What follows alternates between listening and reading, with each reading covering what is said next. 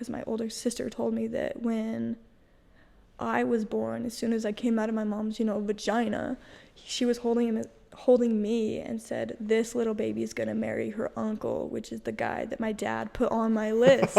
Damn. So they were coercing me to marry this guy, and then they were saying, like, when I was born, they said I was going to marry him, and then when they were doing my dance card, my dad said I had a dream about him, and then, like, they were just sitting there being like, this guy's so great, he's so wonderful, That's he's your number one choice. serious fate right there. I know, a lot of coercion, a lot of manipulation. It was great.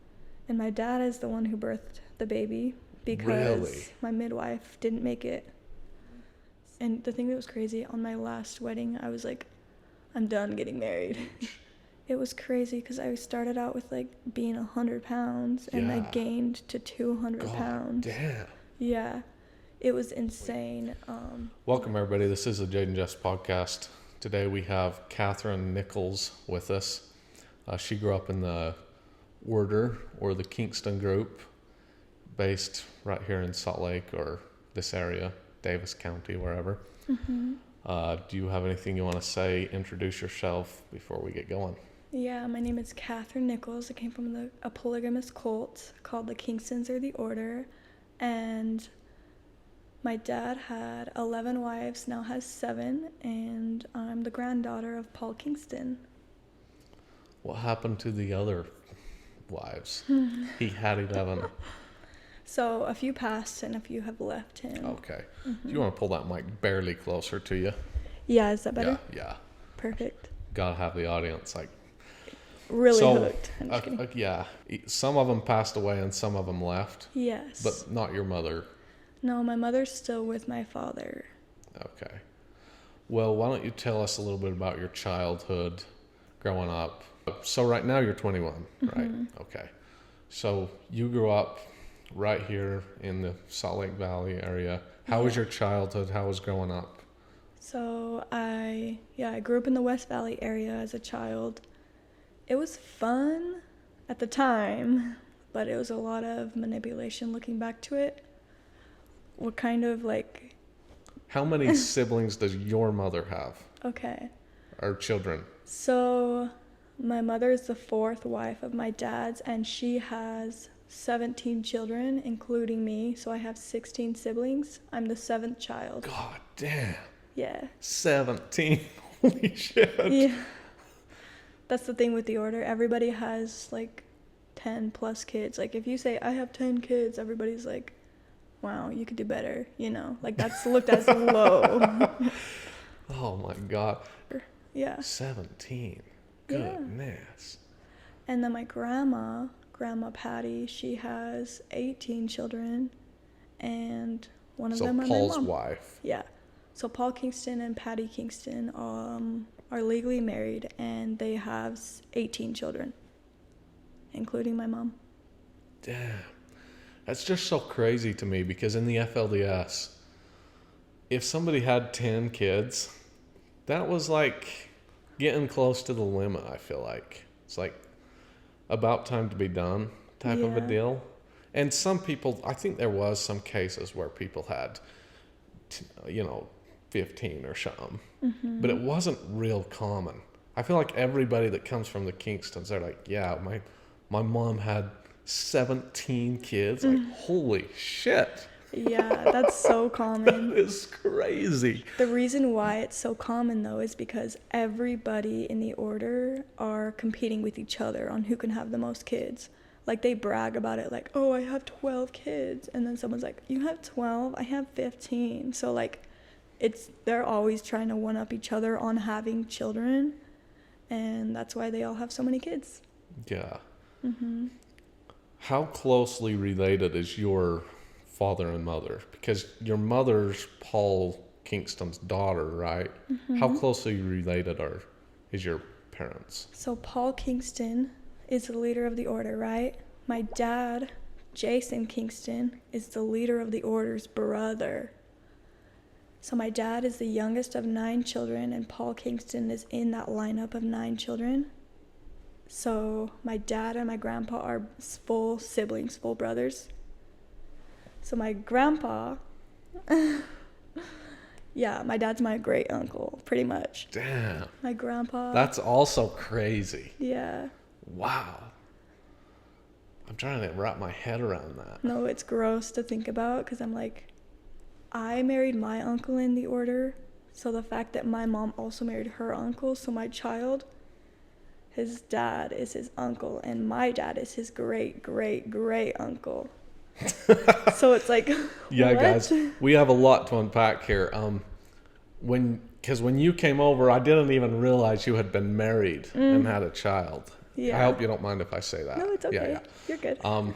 Yeah, just like you're 21, and I thought that you hadn't been married, and then you tell me you've been married and have a child. I was like, God damn, Yeah. you're only 21? That's crazy.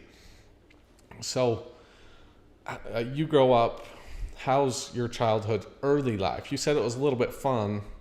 Yeah, so it was lots of fun because I feel like I didn't really have parents. It was more like my siblings raised me. So it's like I free for all, could do whatever I want, you know? But then it was also very manipulated and coerced into like teaching you these rules that you had to follow growing up. I remember the order standards, and I remember like them drilling marriage into you like at a young age, saying you need to pray about who you're supposed to marry. You need to, like, marriage was the number one goal for anybody in the order, and they taught you that from very, very young. So I feel like it was fun because I had the freedom, but then I also had to follow these strict rules that I didn't understand, you know? So do you live in this house with 17 siblings? So at the time it was like 12 because my mom kept having kids. Right. So you were the seventh? Yeah. So you have several young siblings. So we lived in this household with 3 bedrooms we were allowed to use. The girls got one, the boys got one, and the parents got one. And the boys' room had like 6, 7 boys, and then the girls' room had like 8 to 10 girls. So Bunk beds? yeah, it was actually a really small room. I would say it was the size of this living room, actually, like a bedroom. So cut it off by the door. Yeah. And then there was like 2 bunk beds right here, and then a single bed over there. And I remember sleeping on the floor like 4 years of my life. And same with my sister. She slept on the floor for a good few years. And then I have an older sister that slept downstairs in the living room on the couch for like her entire childhood because there wasn't enough room for all of us. Wow. Yeah. Yeah, those rooms are packed. So you didn't have a few bunk beds? Bunk beds were such a thing in the FLDS. Like every room you walked into had like a bunk bed, triple bunk bed that we made, you know? Yeah, and that's the thing. The rooms were kind of small, so we only had bunk beds. But then even the bunk beds, we were sharing beds. Like nobody had their own bed and their own space until they became teenagers. When you were really young, how was the moral code kind of taught to you in the sense of sexual? Because like in the FLDS, it was like for us boys, for example, we couldn't even touch each other in some sense. I just wonder, I'm trying to get a grasp on how the Kingstons raise their children. Yeah. So with that, obviously women weren't allowed to be alone together, and they weren't allowed to come in each other's rooms. They weren't allowed any of that. They all had separate things for the men and the women. But we obviously all shared the same bathroom because there wasn't enough space for all of us. But obviously we each use it differently at different times. Yeah. Yos, I don't know if that's a word, but anyway. Yos? Yeah.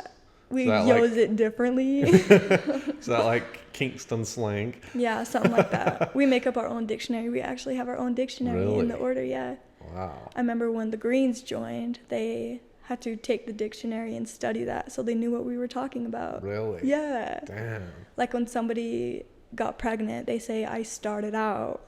And people are like, what does starting out mean?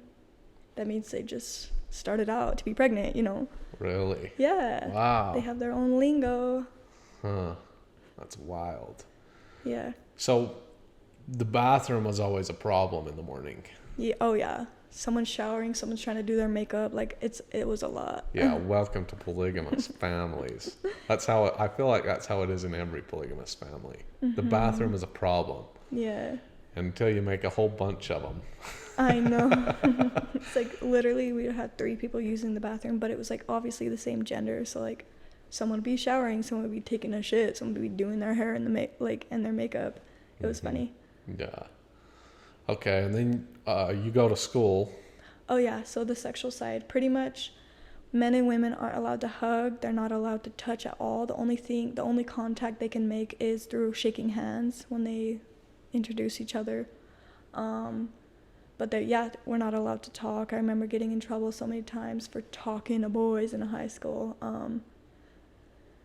That's pretty much it. And I remember you weren't allowed to hug. The only man you're allowed to hug is your father, and then once you get married is your husband. What wife is your mother? She's the 4th. The 4th. So did you know who your father was? I did. Okay. So in the earlier ages, then they didn't tell them who their dad was. They would call them Uncle Jason or Uncle Paul. And then as they got more into like the 21st century, then they were like, okay, you can start calling them dad now. What do you think about your father? How many wives? He had 11. He has 7 now. Okay. Yeah, what do you think about him today? I don't think about him today. Well, I'm just kidding. Do you see him as a good, kind of an evil person? Do you see him as just someone that was kind of raised and brainwashed and is integrated in that kind of life? Or like, do you see him as kind of a bad person? So the thing with me, I do have empathy for people in the cult that I grew up in, because they all grew up the same way I did, and they kind of just coped with trauma differently. My dad did kind of have a rough start. Like his parents passed when he was really young, like 14, 15, 16, and his first wife passed too. So like he had a rough upbringing, but he also decided not to change, He still decided to continue with this generational trauma that was taught to him, and he didn't decide to change. So I think that he's not a good person. He's very rude, and he doesn't know how to take accountability. And the thing that's weird is when somebody argues with him, he freaks out and blows up instead of like taking it in and actually trying to take accountability of the situation. So I feel like I'm like arguing with a teenager when I talk to my parents, honestly, because they haven't gone through the process of growing and maturing enough to realize that they're the issue if their kids are freaking out, or if there's a problem going on in the house, it's because they're the issue. Like they're the ones who had these kids, they're the ones who grew these kids, taught them how they are learning, and they sit there and they freak out when something doesn't go their way. And I think they're just very rude people. Like they're not good people. Yeah, I guess I'm sure there's some good characteristics, right, in everybody. Yeah. But also it seems like he let you get married at a super young age, so that doesn't seem super protective. No, for sure. The thing, he's got a lot of trauma, but the fact that he's not willing to work through it and work on himself just shows how immature he is, and shows that like he's not a good person. He's not willing to help his family, help his kids, help himself so he can help his family. So he's not a good person. What do you think about your mother? She did the majority of everything growing up. I do praise her on that, but like the cooking, the cleaning, making sure dad's chair is clean when he gets home so he can sit down and go on his tablet or whatever. But yeah, I don't have a personal relationship with my dad because he was never, even though he was there, he was never present. But my mother was always there and present with us. I wouldn't say always. As I got older, she became more present, but as a young child, I remember my siblings were the one raising me. But yeah, she did the cooking, the cleaning, she helped the kids, she took us to work, she took us to daycare, she took us to school. She was pretty much she kept our family together is pretty much her job. Yeah. How many siblings do you have in all? Like how many children does your father have? So including all of the wives he's ever had, he has about over 100 kids. Damn. Yeah. That's so crazy. Yeah. Because I remember when I was working at the order office, we counted all the kids and it was like 89. And that was in like 2017, 2018. Few years passed. A lot of moms had kids like every single year. So it's like doubled in a few years. Yeah, so you probably know all your immediate siblings, but you probably don't know all your dad's kids. No. I can name my entire 17 siblings, but I can't name all of my dad's kids. Wow. Yeah. So your mother she was this good. You have a lot of respect for what she did. Do you still talk to her? No. So I have respect for what she did, but I don't have respect for the kind of person she is. So, like, obviously it wasn't easy raising that many kids alone, and it wasn't easy doing all of these things she did for us. But she didn't do anything.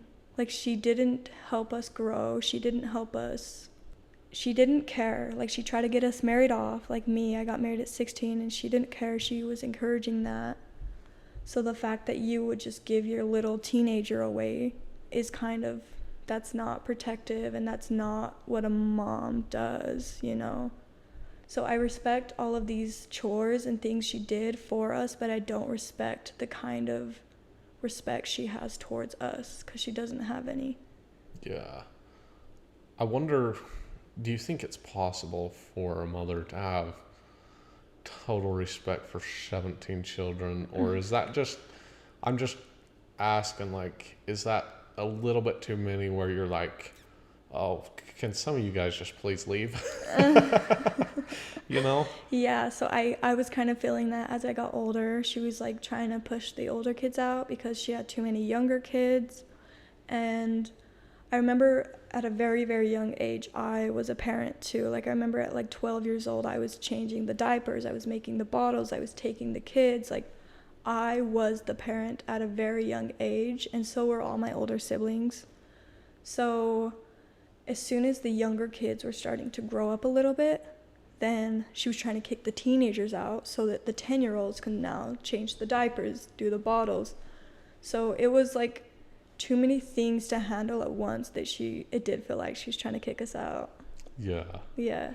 I mean, that makes sense when you have that many people. Mm-hmm. I mean, your mind has got to get a little bit chaotic and just kind of frustrated. Mm-hmm. You can't get rid of anybody. Yeah. But if there's a good way to do it, then I can see why they would get frustrated, you know?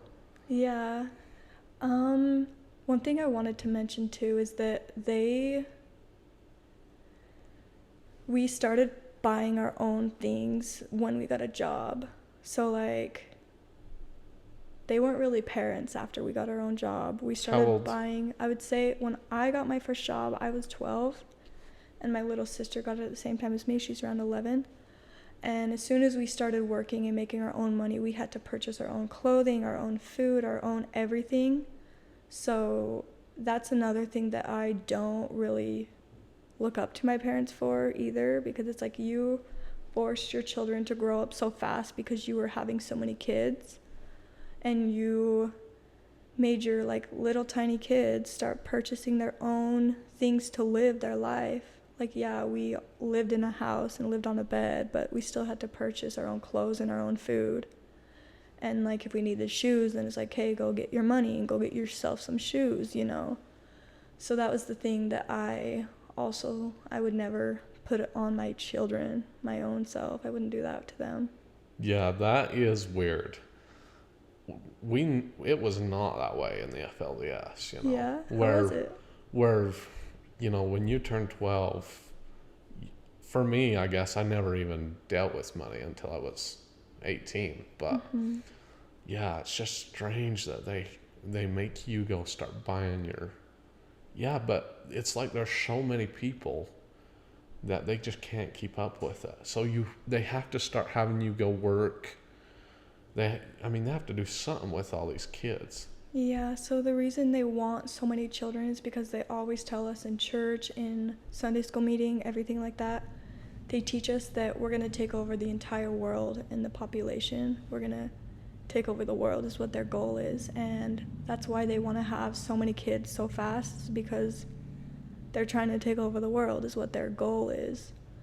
So the fact that this cult has only been alive for about 90 years and they're already, like, they started with a few hundred and now they're at like 10,000 plus is crazy. The fact, like, how quick they're reproducing and creating children in this cult is crazy. Yeah, I'm afraid something's going to go wrong. Yeah. Yeah, especially with all the incest involved. Yeah, the incest is crazy. So you have to buy your own shoes after 12. So you get a job. What was your first job? I worked in accounts payable for my first job. Okay. I worked in an accounting firm for the Order. It's located in the Order office. It's down in West Valley City, Utah. And it was like a back office where we pretty much just like worked with invoices, worked on computers, and like added things up with all of the businesses the Order runs.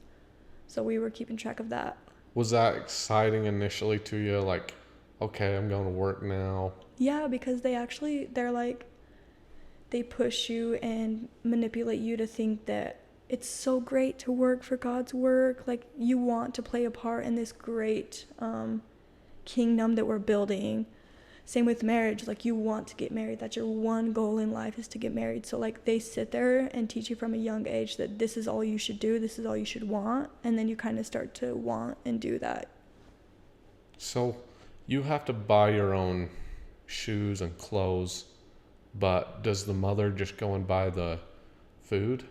So she buys like bulk and groceries and stuff like that. So if you want to eat what the family's eating, you can eat the meal for like breakfast, lunch, and dinner. But if you wanted something separate, you go buy that yourself. So it's like they're going to buy the rice and the beans and the potatoes, and they're going to make the meals for the kids, but they're going to be like, okay, if you want chocolate milk, you got to go buy that yourself. Or like just things that aren't already in the grocery list. If you want that, you pay for it yourself.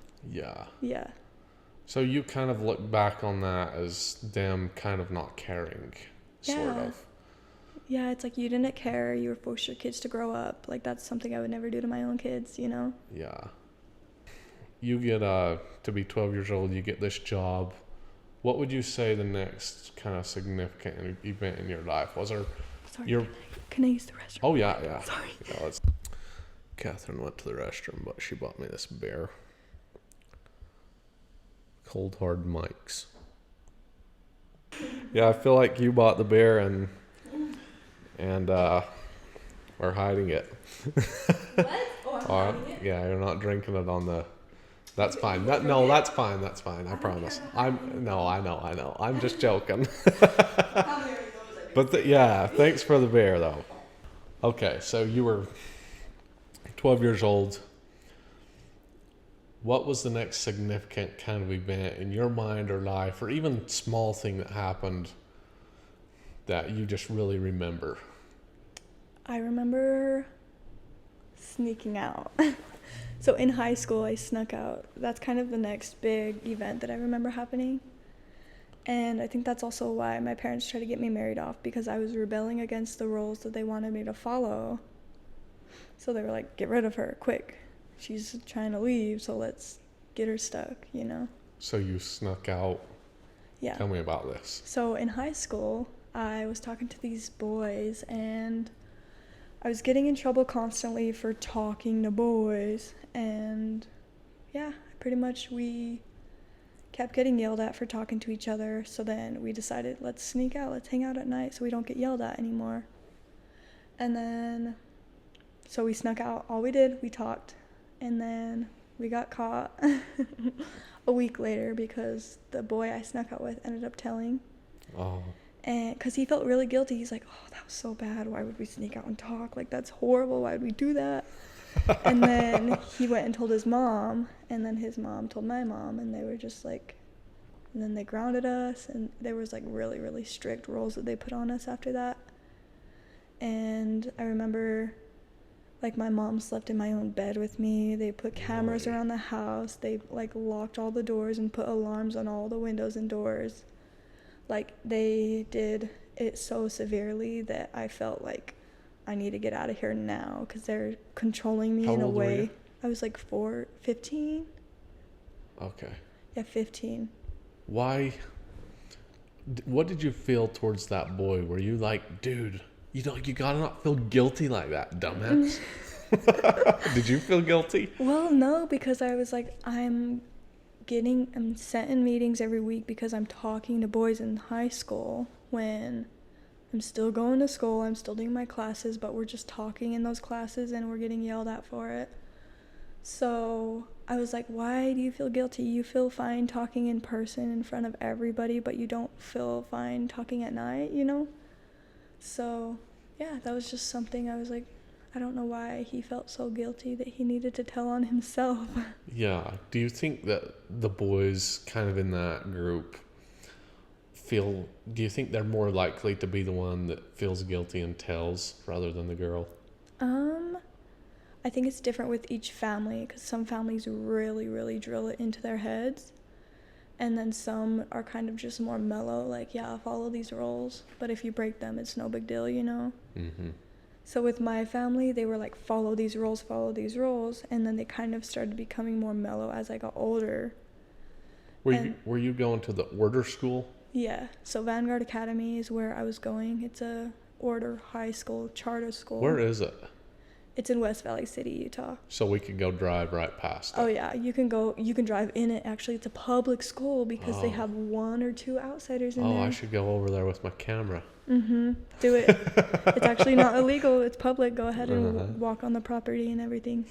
You could even go inside the school and say hi to the kids if you wanted. Wow. Yeah. Okay, so does it kind of end there? Yeah. They kind of get a control of this. You're 15 years old. Yeah. You're rebellious, but they get control of it. Yeah, so pretty much they get control of it, and then I got married at 16 for some weird reason. So that's you're 15, you run away. Sneak out. I came back. Yeah. Before my parents woke up. Oh, okay. But the boy tells. Yeah. And then you get married when you're 16. Mm-hmm. God. Were you was it right after you turned 16 or was it later? Closer to 17. So I got betrothed. Do you know what that means? No. So it's an order slang again. It's where. What is it? It's betrothed. Betrothed. Betrothed. Betrothed. Betrothed. God damn. Betrothed. I need this. I'm going to go to that school and get that dictionary. Yeah, go get that. So pretty much it's when you get betrothed, you can now, these are the rules, you can now talk to the opposite sex, but you can't be alone in the same room. You can't hold their hand, and you can hold their hand. That's the only thing you can do. You can hold their hand and you can talk. Sorry, I'm blanking. It's like a whole nother life I lived. So you can't hold hands. You can only talk. That's the only thing you can do being betrothed in the order. So how do you get betrothed? How do I go from being this kid and then now I'm betrothed? Betrothed. God, that's a weird word. So I snuck out earlier that year, and then I got betrothed at the end of that year that I snuck out. Did your parents just come and say you're betrothed? No, we actually had a meeting. My dad was like, okay, let's have a meeting for who you're supposed to marry. Let's get them on your dance card. A dance card is a list of men that are your choices for marriage, is what they say. And he was like, who do you want on your dance card? And I was like, nobody. I'm not ready for marriage. Like, I was like a rebel teenager, you know. And he was like, okay, I'm going to list all of these men off that you can marry, and you're going to tell me which ones you want to put on the list. So he went through this entire list, like, packet of men, just listing them off. And, like, there was no limit to age or anything. Like, there were 70-year-olds in there still married. Like, there were people who already had wives on that list that he was naming off too. At 15, what did you think? Were you like, no way? I was mad. Fucking 70-year-old. I was mad. I was pissed. Like, I was like, I'm not gonna talk to you. Like, I don't want to talk. Like, fuck you, you know. I was just sitting there like, why am I here? And then after this entire list, he's like, so do you want to add any of those men to your list? And I'm like, no, I don't. Like, no, fuck you, you know. And then pretty much he's like, okay, let me add people to your list for you. So he put my uncles on my list. Probably shouldn't say names. I don't care.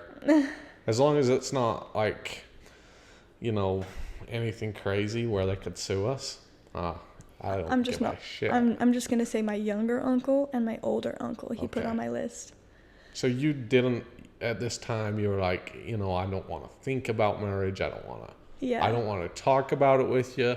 I don't want anything to do with this. Yeah, because he was trying to be kind and be like, do you want to put any of these guys on your list? I'm like, no. Like, fuck you. Why am I here? You know, why am I even in this meeting? I'm 15 years old. All my sisters got married at 18. Why are you doing this to me at 15, you know? And he was like, okay, let me just... And it was right after I just got in trouble from sneaking out. So they were all controlling me. My mom was sleeping in my bed. Like, I was so trapped. I felt so trapped at the time that I was just mad at everyone and everything. And the fact that he was doing this at this time, I'm like, no, I don't want anyone on my list. I don't want to be here. Like, why are you talking about this? And then he put my older uncle and my younger uncle. And he's like, I'm going to put this younger uncle on your list because you said you had a dream. You married him when you were 8 years old. I'm like, oh, okay. Good to know. You know what happened to me at 8 years old, you know. So you had a dream when you were 8? He says I said that, but I don't remember saying that. Oh, really? Yeah. Damn. So he's manipulating me to think that I did something that I didn't do, and they do this all the time. Anyway. Did you have a dream? Well, that's the thing. I don't remember having a dream. I remember pretty much everything like that when I was 8. Don't you have a pretty good memory when you were 8? Or not really? I mean, if you had a dream, would you remember it? No, a dream at 8 years old? No, well, I don't even remember a dream I had yesterday. Oh, okay. You know? Yeah, I get it. Like, I guess I'm wondering if he made it up out of thin air. Yeah. So he made this up out of thin air because the reason how I know, because my older sister told me that when I was born, as soon as I came out of my mom's, vagina, she was holding me and said, this little baby is going to marry her uncle, which is the guy that my dad put on my list. Oh, so they were coercing me to marry this guy, and then they were saying, like, when I was born, they said I was going to marry him, and then when they were doing my dance card, my dad said I had a dream about him, and then, like, they were just sitting there being like, this guy's so great, he's so wonderful, he's your number one choice. That's serious fate right there. I know, a lot of coercion, a lot of manipulation. It was crazy. Okay, you're 15 or 16. 15. How old is he at this time? He is 19 at this time. The uncle that they put on the list is 19. And then this is what my dad said before he put the second uncle on. He said, I'm going to put this other uncle on so it's not too easy for you. I'm like, oh, okay. So, like, he's just like, this is the one you're going to choose, but I'm going to put this one on so that it's not as easy, so you can choose out of 2 options instead of just giving you someone to marry, you know? Yeah. So, like, they did, you can choose this option or this option, but they didn't say, like, that's how they make it feel like it's free will. Because they're like, you can marry this guy or you can marry this guy. But it's not like, here, this guy's your number one choice. They make you choose the one that they want you to choose. So basically, what was the word beholden? Betrothed. What? Betrothed. Betrothed. Yeah. So once you get this dance card, you're now betrothed. Well, once I go through this dance card, then I go on a date, and then I get betrothed. Okay. Yeah. So what do you do? So, pretty much, I get betrothed to my uncle, and now we can talk. Crazy. Okay, so betrothed is to an individual. It's not like you're free to date now. No. It's like you're free to date this person now. Yeah, there's no such thing as dating in the order. You can't talk, you can't look, you can't even be in the same room as the opposite sex until you're betrothed to them. But it's to a particular It's person. to a certain person. Okay, so the definition of betrothed is getting, okay, now you can date this person, this single individual. Yeah, it's kind of like Okay. it's kind of like an engagement, but it's a Okay. betrothal. So just imagine being engaged, but it's called betrothed. Okay. But it's to a certain person, like it's to one individual. Is that a word? Is that a made up word? I think gotta it's a know real that. role. I think it's a real word. Let me see. Let's ask ChatGPT. Yeah. Hey, is betrothed a real marriage word, or what does it mean? Betrothal is definitely a real word related to marriage. It means a formal engagement or promise to marry someone. So if you're betrothed, you're officially promised to marry that person, kind of like being engaged. Okay, betrothed. Betrothed. Okay. Yeah. I guess I just haven't heard the word. I guess it's probably just me. But No, it's a very culty thing because that's something that they do in the order. So there's a rule pretty much. You can't be engaged longer than 6 months. And if you are wanting to be engaged longer than 6 months, you have to get betrothed and then get engaged and then get married. So let's say you're like, okay, I want to marry this person, but you're too young. You're 16 years old and they're an adult. So then they say, okay, get betrothed to this guy until you turn 18 and then you can get engaged and then get married, because they have a rule where you can't be engaged longer than 6 months. I see. Yeah. So, how does this happen? Precise. Do you go on a dance and then you get betrothed? So you go on a date and then they say, do you want to marry me? So they ask you to marry them. And then you say yeah, and then they get you betrothed, because I was 16 at the time. I see. So. What was the date like? Just dinner or? Yeah, just dinner, like wingers, and then go to a park. Like it was just a normal date. Yeah. Totally normal. With my uncle. Yeah. So freaking weird. Your uncle, was it Paul's son? Yeah. Paul's Okay. direct son. Damn. Paul and Patty's direct son. Wow. Yep. Yeah, the incest is insane. When I think of that, and because I can think of like a bunch of relatives that are kind of that same relation, and I'm just like, God damn. Yeah. That is so insane. Yeah, it's like, I married my mom's brother, which is my uncle, and then my mom married her dad's brother, which is her uncle through her dad's side. Yeah. So it's like uncle on this side, uncle on that side. So like my son's grandpa and grandma are the same grandma and grandpa I have. So Patty and Paul, my grandpa. My son's grandpa and grandma, Patty and Paul. Like, it's so freaking weird. I'm like, weird. Yeah, that is crazy. Literally, it's like we don't even have two sides anymore. It's like, it's just the same people. Yeah. Grandma and grandpa, same. Yeah, because your grandpa's Paul and your son's grandpa's Paul. Damn. Yep. It's really weird. Holy shit. Yeah. Okay. All right. So you go on this date, then you basically get engaged or whatever. I got betrothed, and then you're able to talk, and then after getting betrothed, they got me married, and then, I got engaged, and then 24 hours later, I got married. So, like, it was a crazy scramble. Wait, give me the timeline again.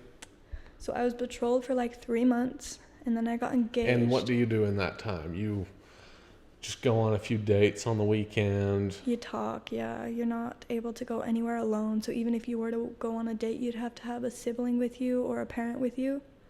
So, like, I remember going to the mall, and my little brother came with me because I can't be alone with this individual until I'm engaged to be married to him. So, yeah, that's what betrothal means. You're able to talk, and then you get engaged, and now you're able to hold hands and hug for 3 seconds, but nothing more than that. Are you saying that just out of the blue, or is it legit 3 seconds? No, deadass, that's legit. That's like a real rule. Okay. Like, And your parents have to be watching too. You can't do it privately. And it's got to be 3 seconds. If it's longer, they break you apart. If it's shorter, then yeah, it's crazy. Like, it's so specific. And even on like the order standards for marriage, it says your first kiss has to be on the lips during the ceremony with your husband or wife. Like, it's so specific because supposedly somebody broke the rule and kissed before their ceremony. So then they changed. So it used to say something like, your first kiss has to be on your wedding day. Something simple like that. And then they changed it to, it has to be on your wedding day during the ceremony with your husband or wife. Not with anybody else, with your husband or wife. Mm-hmm. I'm like, bruh. Okay, so you never kiss or anything. You can't hug for over 3 seconds. When you're engaged. Mm-hmm. And that's how it is until marriage. Yeah. Okay. As I was leaving, they were changing the rule to where you couldn't hug at all until you got married. Is that because people would say, oh, we hugged in front of our parents, why does it matter if we hug in the car? And then it would go further than a hug, you know? Yeah. So they've been changing the rules as we go. Yeah. Mm-hmm. Okay. Damn, anything else we need to know about that crazy time? Pretty much it. Got a crazy life. And then, tell me about the wedding. Which one? I'm just kidding. Oh. So yeah, I got married. Okay, to my uncle. Yeah, so the guy you end up choosing is the guy that when you were little they wanted you to marry. Yes. It's the guy that you supposedly had this dream about when you were 8 years old. Mm-hmm. It's the guy that when I was born, my mom said she's going to marry this uncle when she gets older. God, it was damn. The same guy that they wanted me to marry as a baby. Okay. But I chose free will. Yeah. And I chose to marry him. Yeah, that was totally your agency. No, it really was. They were even like, dude, he's holding the door open for you. How sweet is he? Like, that's what they would do. It's like they would manipulate me, being like, oh my goodness, if he's here, then he's your number one choice. And then we'd open the door and they invited him to the event. I'm like, okay. Yeah, it's like any little thing that happens, that's divine inspiration. Yeah, that's right a sign there. From God. You are now meant to marry him. Even though they coerced everything and they invited him and they told him to open the door and they told him to be in places at certain times so that he would be there. And then the instant they don't want it to happen, that was all just coincidence. Yeah. Yep. Yeah. Yeah, it's crazy. Engagement lasts how long? 24 hours. So. Wow. So this 3-second rule only had to be followed for 24 hours. Yeah, really. Okay. So we got betrothed for 3 months around that time. Got engaged, and then the next day I got married. Did you get a ring? Not till later. Okay, what does engaged mean in the order? Like, does the dude kneel down with a ring and slide that thing on your finger after he asks, or how, like? So it's different with every situation, but with mine, they did the hand placement. Have you ever heard of that? So since it's polygamy, they had the last wife who married him put her hand in his to mine, saying that she now gives him to me. Wait, how many wives did he have? He had 2 other wives at the time. Okay, he already had 2 wives. He's what, 20? 19, 20? 19, turning 20, yeah. Has 2 wives, turning 20. And so it's pretty much the day I got engaged, the last wife got my hand and placed it in his, and it was pretty much like a ceremony thing, like, you now give her to him, so then they can now get married. Did you feel awkward? Yeah, it was awkward. Like, so you come to do this. Mm-hmm. Like, you know what's going to happen. You know she's going to take your hand, put it in his, and then what? He accepts her. Well, so pretty much he asks her, he says, do you allow her to join our family? And she says, yeah. And then she grabs my hand and places it in his, and then the leader is also there, and my parents and his parents, and then they just like have a meeting, talk about like how great marriage is and like the future and everything. A meeting with you? With everybody there. So all the wives, me, the husband, the mom, my dad, and then his mom, his dad, which is my grandma and grandpa. So Paul and Patty. Yeah. It just felt like a family reunion at that point. No kidding. Okay. Yeah, that's a thing in polygamy, especially Mormon polygamy, is to have one of the wives show their support and sort of give this woman to their husband, kind of establishes, I don't know, I know like my grandpa, he had a wife that did that same thing. I don't think they did that ceremony, but it was kind of the same thing, right? I think it's like considered honorable by the previous wife. Did you ever do it for anybody? Okay. No, because he didn't get married after me until I left him. So I was the last wife and I was his third wife. But the thing that's weird is they didn't ask permission from the first wife. They only asked from the last wife. Oh. Yeah, so the first wife was like, hell no, I don't want this happening. Second wife was like, sure, yeah, whatever, I don't care. What's one more to add to the group, you know? Yeah. Okay.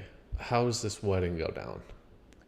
So I have a few weddings because of the incestuous behavior, the illegal activity that went on. But then I had like a big public wedding with my family and my so friends a few there. weddings just to make it legal. Yeah, a few ceremonies to make it legal.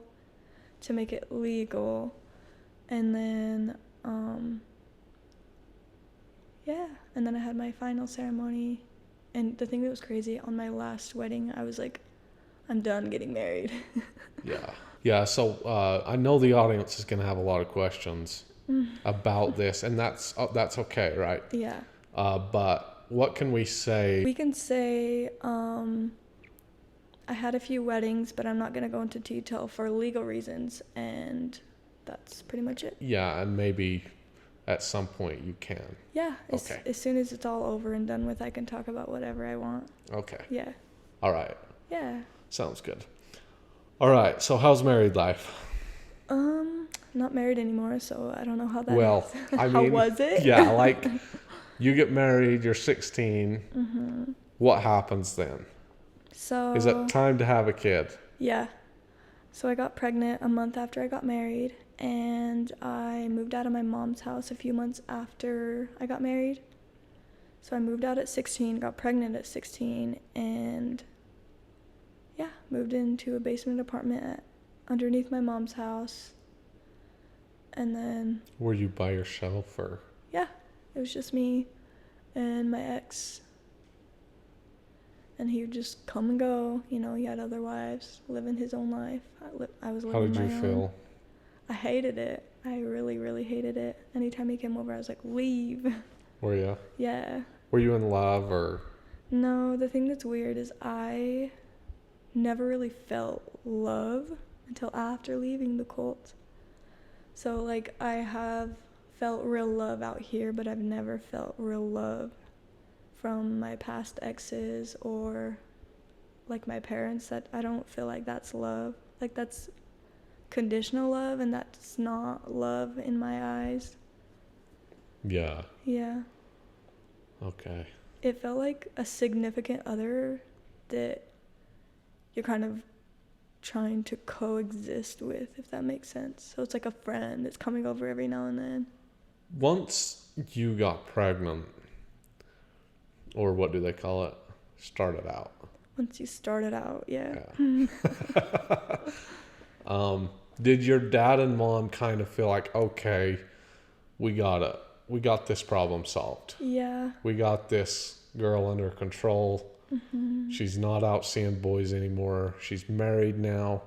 We don't got to worry about this anymore. Mm-hmm. That's exactly what happened. They trap you in there to get you married and have kids, and once you do that, then they feel like there's no way you're gonna leave, because it's really hard to leave after that, because you have nowhere to go. Everything you own is in this cult. You have a car from this cult, you have a house, you have a job, you have a daycare, you have everything that you ever need in life is all in this cult.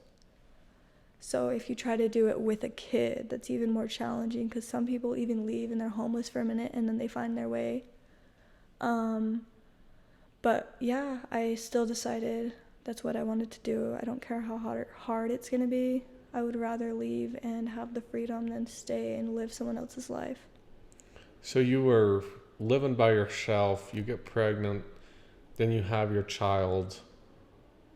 During all this time, what's your thought process? Are you trying to decide if you're happy, or are you trying to decide what this new life is all about? I mean, because you didn't just leave. What is your thought process through this time? Are you even thinking about leaving at this point, or? So yeah, during my pregnancy, it was really tough. Like, I was throwing up every day. I had morning sickness the entire time. That usually only lasts for the first trimester of your pregnancy, but it lasts my entire pregnancy, and it was like a horrible pregnancy. I gained 100 pounds. Like, wow. I couldn't eat any food, and during that process of pregnancy, then I was kind of questioning a lot of things, because when I needed the help, it wasn't there, and when I needed my ex, he wasn't there, and my parents were there for me more than my own husband was at the time. So I kind of was like, I don't think I like this guy. I don't think I like this marriage. Like, why am I in it? And I kind of started questioning everything once, like when I was in my pregnancy. Do you think that is because you were so young that the pregnancy was so horrible? Yeah. Like, gaining 100 pounds, that seems like a lot at that age. It was crazy, because I started out with like being 100 pounds and I gained to 200 pounds. Damn. Yeah, it was insane. And like, I was swelling up, like there was a lot of problems, but the thing that's weird is I didn't go to the hospital for any of it, because my parents said no, fix it at home. My ex was like, you're fine, everything's gonna be fine. They didn't want you going to the hospital. They didn't believe in hospitals, so I just thugged it out until I was... Yeah, they didn't want you going to the hospital, though, because you were underage. Underage, and the baby's incest, and my blood's incest, so it's like, if they did any testing at all, it would just give away everything. So they try to keep everybody at home. They try to use home remedies, because they don't want to, like, show the world what they're doing. I also had my child at home in my room, and my dad is the one who birthed the baby, because my midwife didn't make it. So it was like a crazy roller coaster, but after all of that happened... Your fucking dad. What did you think about that? So in the moment, obviously, I was in too much pain to even care. Yeah. Like, I was like, get this fucking baby out of me, you know? Like, if you've ever had contractions, you're not thinking about anything else. But I do not know much about this shit. I do not know much about it. Yeah, so pretty much the only thing I cared about in the moment was that I was safe and the baby was safe, and that that we both made it out alive. That's the only thing I was caring about. I didn't care who delivered the baby. I didn't care where the baby was delivered. I was just like wanting to make sure we both were alive. The midwife just was busy, or? Well, I hit her up and I said, hey, I'm in labor. I just started. Yeah. Yeah, so I was like, hey, I just started labor. Please head over as soon as you can. She's like, okay, yeah, I'll leave now. So then, and the thing with my labor, it was only 2.5 hours to 3 hours long. And that's unheard of. Like, a normal labor is supposed to be 8 to 24 hours. Minimum is 8. Max is like 7 days. So the fact that I had my baby in 3 hours is like crazy, because all of my siblings had it longer than that. And I remember when I started in labor, I told my midwife, and then I had this list of things to do during my labor. Like, I was like, I want to clean the dishes, I want to vacuum the floor, why is that? Just because in the order, they teach you to keep yourself distracted during labor so it's not as painful, and so that, like, when the baby is here, you are prepared and everything's cleaned up and you're ready to go, you know? So that was, like, just a weird thing that I did because of my siblings told me that was a good idea. So as soon as I started in labor, I was like, this baby's coming now. Like, I could tell that the baby was moving down a lot faster than it supposed to. So I pretty much was just like, okay, I'm gonna run, take a shower, and then I'm gonna go make my bed because I had a labor bins to have a child at home. So because that's probably something a lot of them do. Yeah, that's literally when you get pregnant, they're like, okay, here's the labor bins, here's everything you need.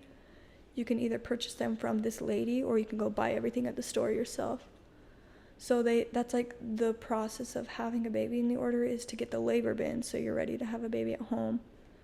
And having a baby in the hospital is unheard of. That's not something they do. That's like 1 in a million.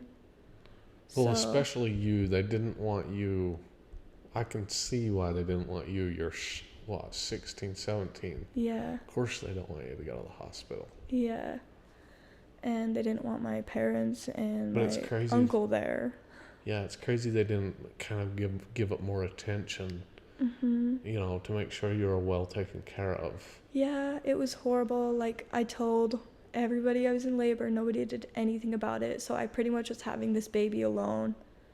And then I felt the baby come out and go back in. And at this point, I'm completely alone. The only one there is me and my ex. And I told my ex to make the bed so I can be ready to have a kid. And he's taking his sweet time, and the baby's coming out, and I'm like, what the fuck was am I gonna? There? Yeah, he was there that night. So, but he was sleeping when I was taking a shower, and he was sleeping when I was doing everything else. And really? He finally woke up when I'm like, get the fuck up! This baby's coming right now! Like, get up off your ass. So then, well, I feel like we need to do an investigation on these Kingston dudes. Really, we do. And so then I text my mom, I'm like, the baby is coming, like, get downstairs. Like, I'd rather have you here than just my ex, because my ex didn't have any kids before me. He's never been in a labor situation. He has no experience with what is going on right now. So she's like, okay, me and your dad will be down in 15 minutes. God damn it. And I'm like, so these people think this baby's coming in 8 hours when it's literally here.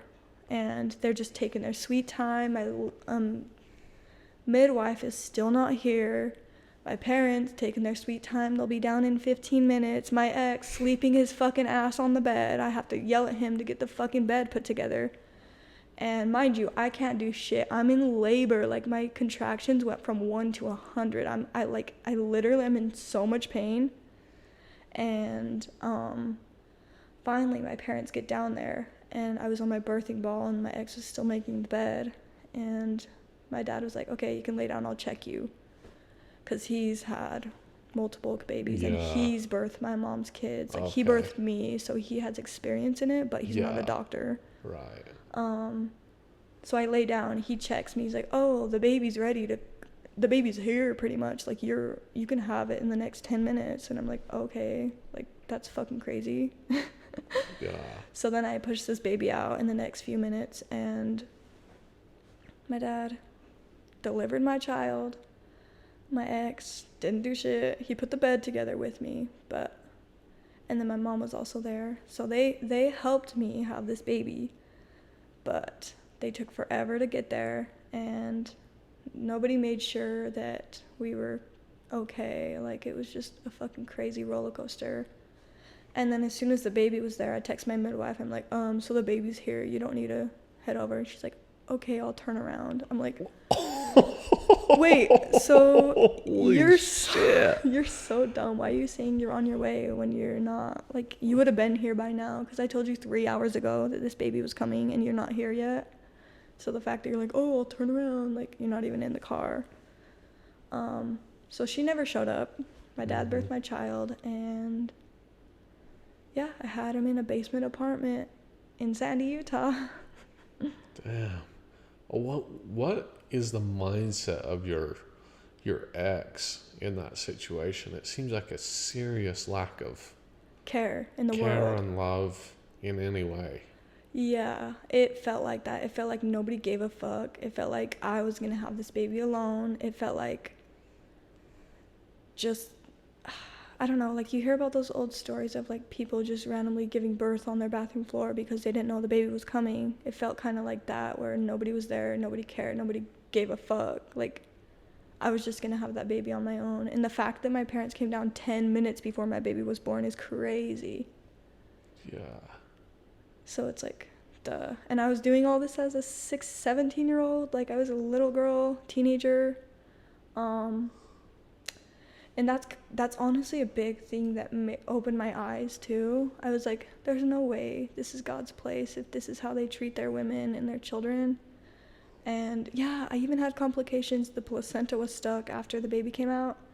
It was stuck for about 30 minutes, and they just said, let's pray, let's say a prayer and hope that it comes out instead of taking me to the hospital.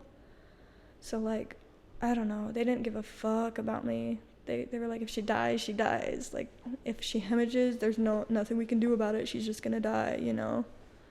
So there was a lot that went down that I was like, damn. It really opened my eyes of how much they really care, how much it's God's place, you know? Yeah. Fucking psychopaths. Yeah. I from all the Kingston men I've talked to, and like stories like this, I swear there is some fundamental, like something seriously wrong in those guys' brains.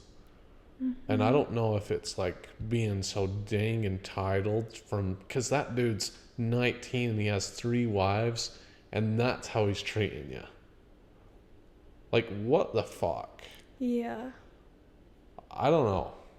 So that's a serious level of arrogance and entitlement that I don't even know if you could cure somebody of. Fucking gel. Mm-hmm. That's what I think when I hear it. I hear a story like that, fucking gel. If that was my sister, if you were my sister, I would kill that dude. I would kill that dude. So fast. Mm-hmm. I would kill him so fast. Yeah, it's crazy. And the thing I also think it is they teach men growing up that they're the prize. They're the ones who run the world. They are the ones entitled. So they do grow that arrogance very strong and from a very young age.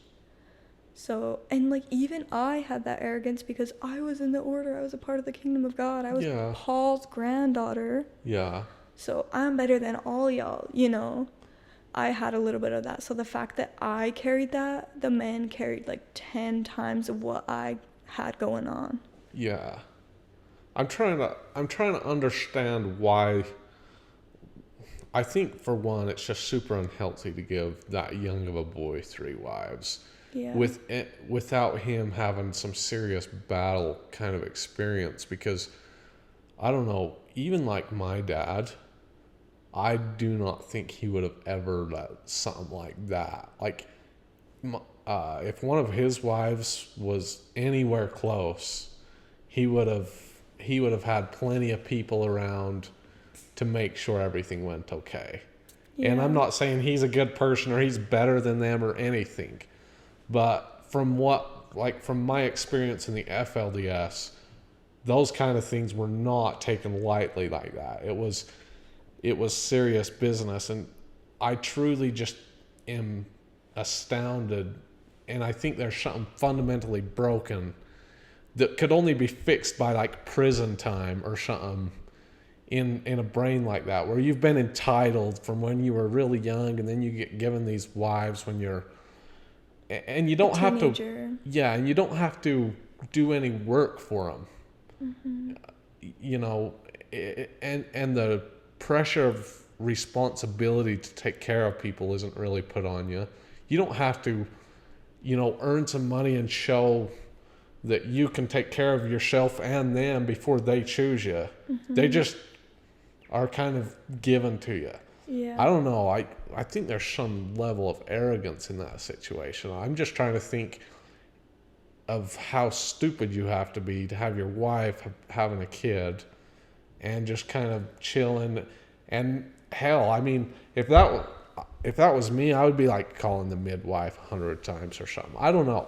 Mm-hmm. I'm just confused at the mindset of the fucking Kingston modern arrogant dudes. Yeah, and that's honestly what made me put two and two together. Because I was like, there's no way they see us as human beings if they're treating us like this. So I kind of looked at the bigger picture and saw that we are not humans. We are property to these people. And even the men are handed the wives. The women are given to the men. And then they go through these traumatizing experiences. And everybody, it's just like, oh, get over it. It's fine. Move past it. And you're taught to be that way.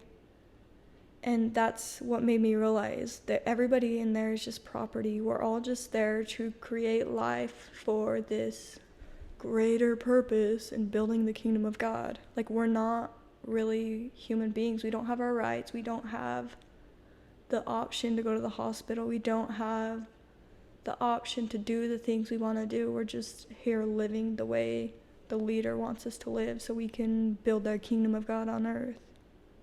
Yeah. Dude, I can see why I left after that. That's I not was even like, the worst part. okay, we'll get to it. But I was like, it's crazy that she got married and then she left and she's only 21 now. I was like, I wonder what happened. But, I can kind of see why. Like, the thing about birth like that and death and everything is it just makes everything so real. Mm-hmm. And everything in religion and your hard life can kind of seem, dumb and a pain. But as soon as life and death really comes close to you, then you start realizing more and more. It's like your consciousness increases. Yeah, and you become more aware because you're like, oh, life can end that quick, or it becomes so real that you're like, why am I living for someone else when I can die tomorrow, Yeah. It makes so you don't feel invincible anymore, because as a teenager, you feel like you can do whatever you want and survive. But once you become so aware of your reality and realize that you can die in an instant, you start to rethink your life decisions and you start to decide, should I really be living this way? Am I happy where I'm at, Yeah. Yeah. Okay. You get past the birth. What's your thoughts after the week, month after? Like, what are you thinking, remembering the story?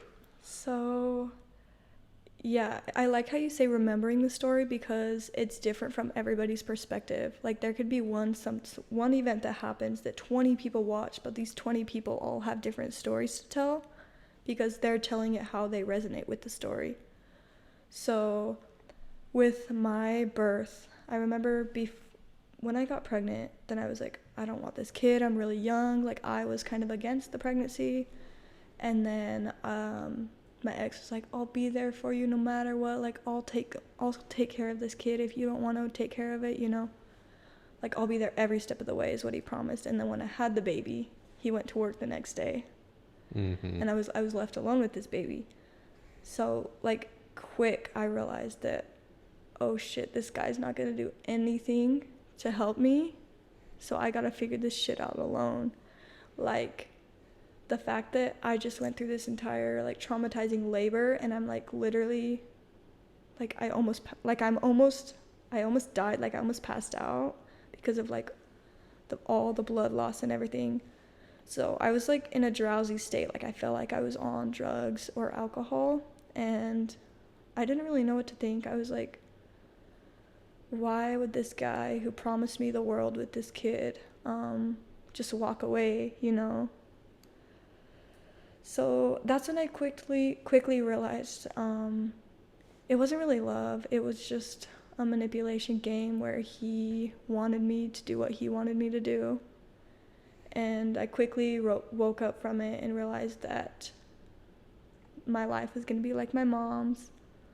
I was going to have 1,000 kids, and my husband was never going to be there. I was going to pay the bills. I was going to pay the rent. I was going to take care of the kids, and the dad's never going to be there. And once I thought about that, I'm like, hell no. Like, I'm not living the same life my mom lived. I saw how she cried behind closed doors, and I saw all of this trauma and work these men were making her do. Did she pay the rent? Yeah. God damn. She paid the bills. 17 kids and you have to pay the rent? Yeah. Damn. The men do nothing in there. The only thing they do is they tell the women what to do. They're in charge. They're the man of the household, but they don't pay the rent. So as soon as I realized my life, like, I literally just like had a flashback. Like, my life is literally my mom's life. And I hate that, because I always told myself I never want to live like my mom. I never want to live this sad, depressing lifestyle that she's living. Like, I want the freedom to do whatever I want. And the fact that she doesn't have that, like, breaks me, you know, because she probably had dreams and ambitions when she was a kid, you know. So I was like, damn, I'm not living this life. I don't want to live this life that she's living. So the week after I had my child, my kid dad came over twice, a few times, come say hi to the baby, left, go to his other wife's houses. I was there still alone doing whatever, trying to keep me and the baby alive. And then my mom did more for me than my own husband at the time, again, after pregnancy too. So I was like, damn, it really is the women that do everything in here. The men do nothing. Like, after they don't pregnancy do shit. too? Well, just like earlier on, I said when I was pregnant, my mom helped me more than my ex. Oh, yeah. And then now that I had the baby, my mom still helped me more than my ex. Yeah. So, like, even though that my ex promised, I'll be there, I'll do this, I'll be there for the kid, he did nothing. So, I don't know, it was a reality check that I was like, this is never going to be the life I want. This is not how I want to live. So I started doing things to leave. Like, I started getting my life in order to get out of the order.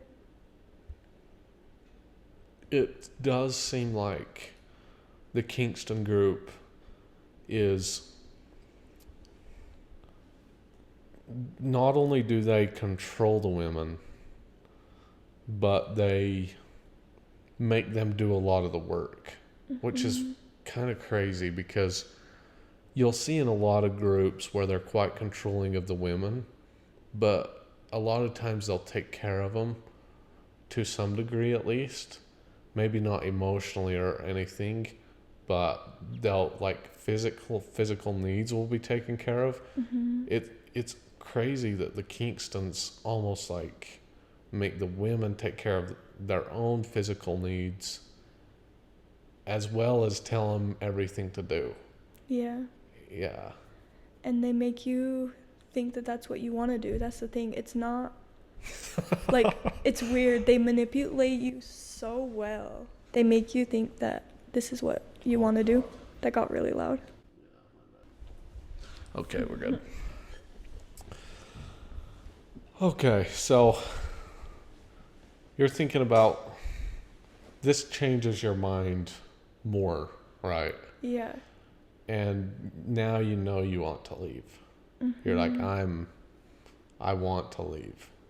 Yeah, so I was like, I want to leave, but then there was part of me like, wait, I'm going to go to hell if I leave. This is what I'm taught. I'm going to go to hell if I leave. And part of me was like, everything I've ever known and grew up knowing is telling me that if I leave, I'm going to hell. And like, my parents told me they would rather me kill myself than to leave. Sorry, it's like getting it suicidal here, but Is that what they said?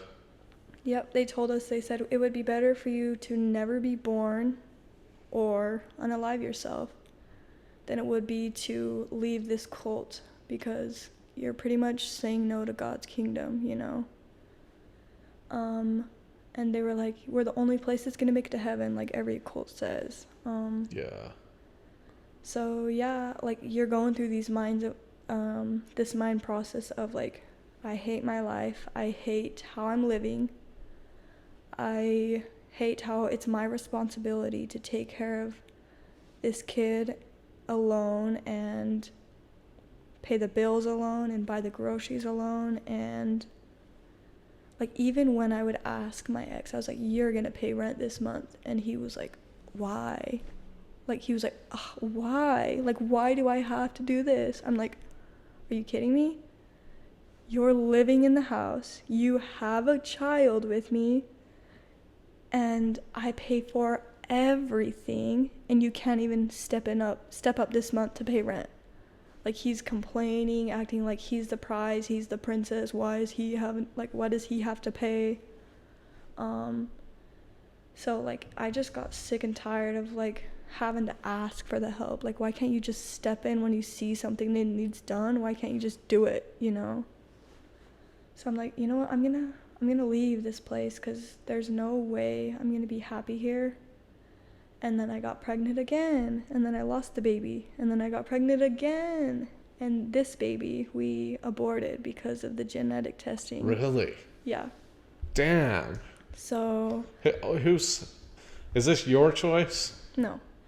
So pretty much I found out I was pregnant, and then so with my son that's already born, we did testing with him because we are uncle and niece, so the possibilities of a handicapped baby is very, very likely.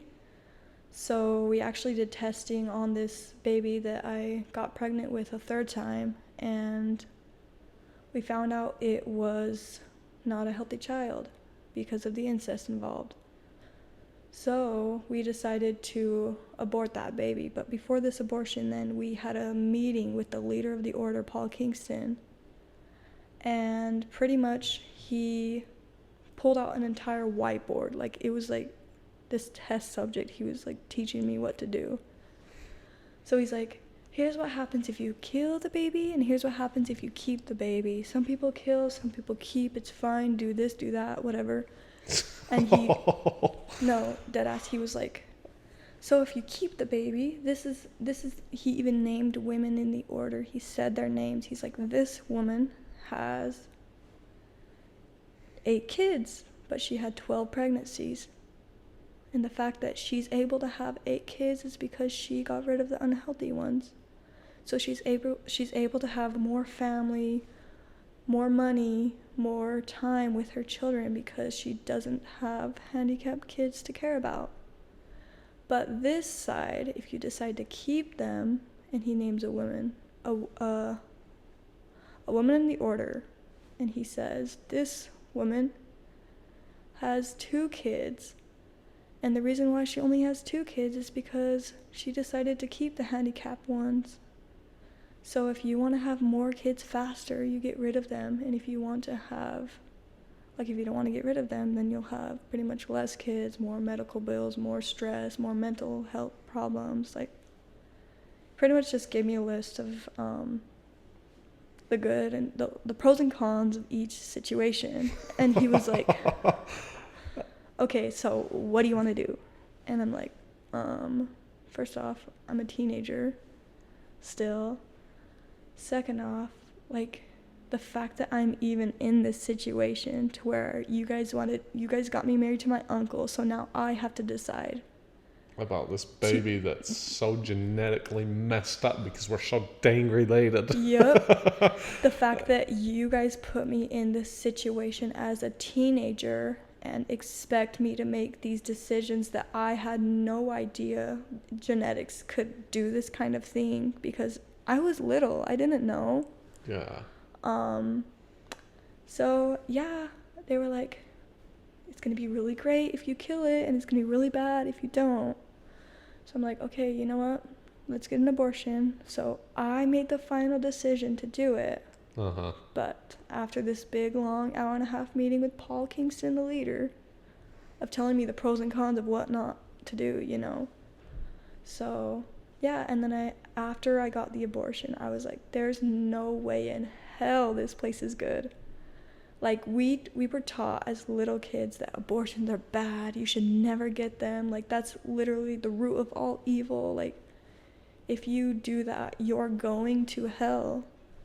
And then the fact that I'm doing this as a teenager and the leader is encouraging me to do it is, like, completely 360 reverse. Like, what? You're sitting here lying your asses out to our face, and then you're sitting here doing it behind closed doors, you know? Yeah, I think that gives us some fundamental insight into Paul. But that's what surprised me. Like, the abortion, okay, whatever, right? Yeah. But the fact that they're saying we should get this abortion, that really is surprising. Yeah. Like, what? Yeah. He deadass was like, you can have more kids faster if you do it. And he's like sitting here trying to like egg it on, like, this is what she did. And he was even like, there's a list of people who gets abortions in the order. If you need any emotional support, go to these women. I'm like, okay. So you have a list of people who get abortions. Mind you, they told us never to get abortions. And now you're saying I can go to them for emotional support because like, this is just something we do now? Like, what? It was fucked up.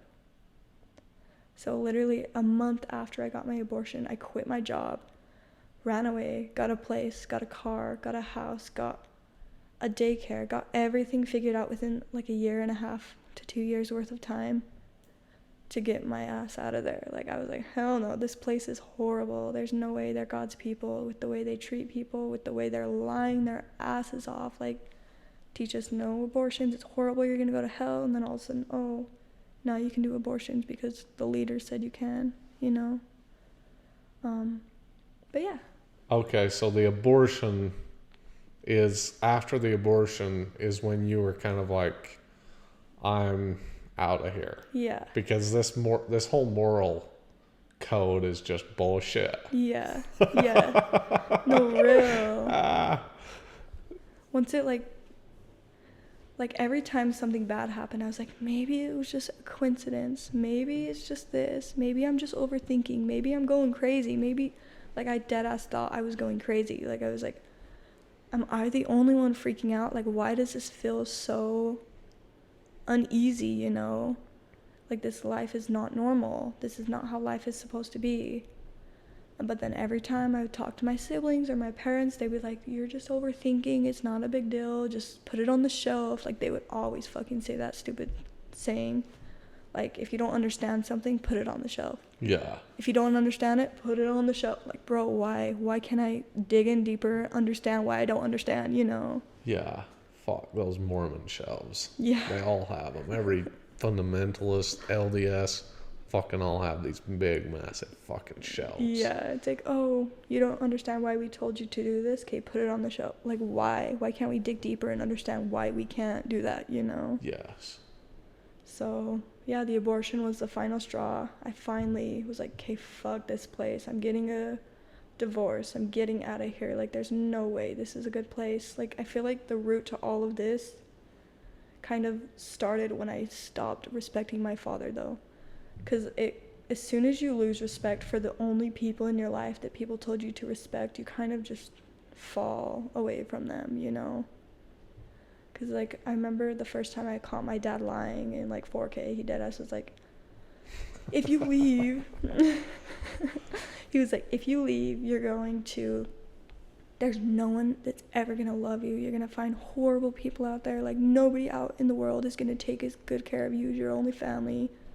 And he was like, you're gonna get raped by random guys. He's like sitting there fear-mongering, trying to get me scared of like the outside world. And then he told me a story. He's like, did you know your sister that left got raped? He like told this entire detailed story of what happened to her.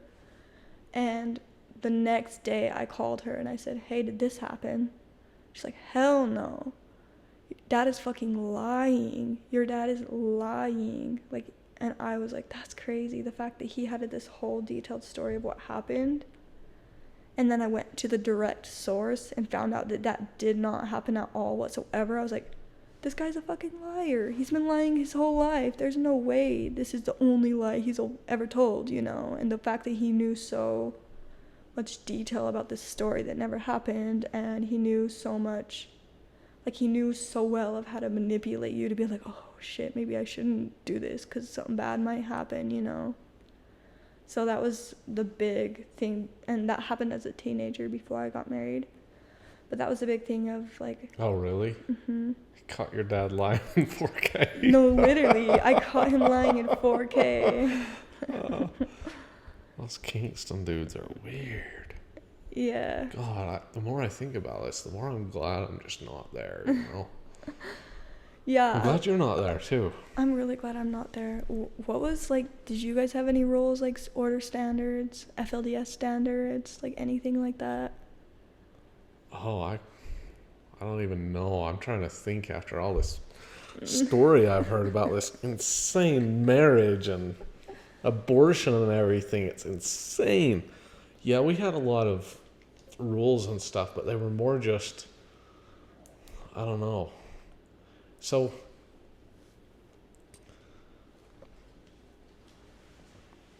you decide to leave because of after the abortion. Mm-hmm. But surely you get quite a bit of pushback. Yeah. So I actually tried to leave before the abortion. Like you did? Yeah, like I ran away, and then... With your kid? Yeah, with my child. Okay. I ran away, and... It's another level of running away. Yeah. Packed all the shit, got out of there. Like, I took my car, and I was like, bye, bitches. No. I left for a good few months, and then... My mom's blowing up my phone. My sister's blowing up my phone. Everybody's blowing up my phone. Like, please come back. I promise things will change. Like, Where'd you go? My sister's house. Oh, okay. Yeah. That left, yeah. So I went all the way to her house, and I stayed there for a few days. And everybody's like, please come back. We love you. Like, we're sorry. This will change. Everything will change. Your life will get better. Promise. Like, la la la. All this shit just to try to get me back.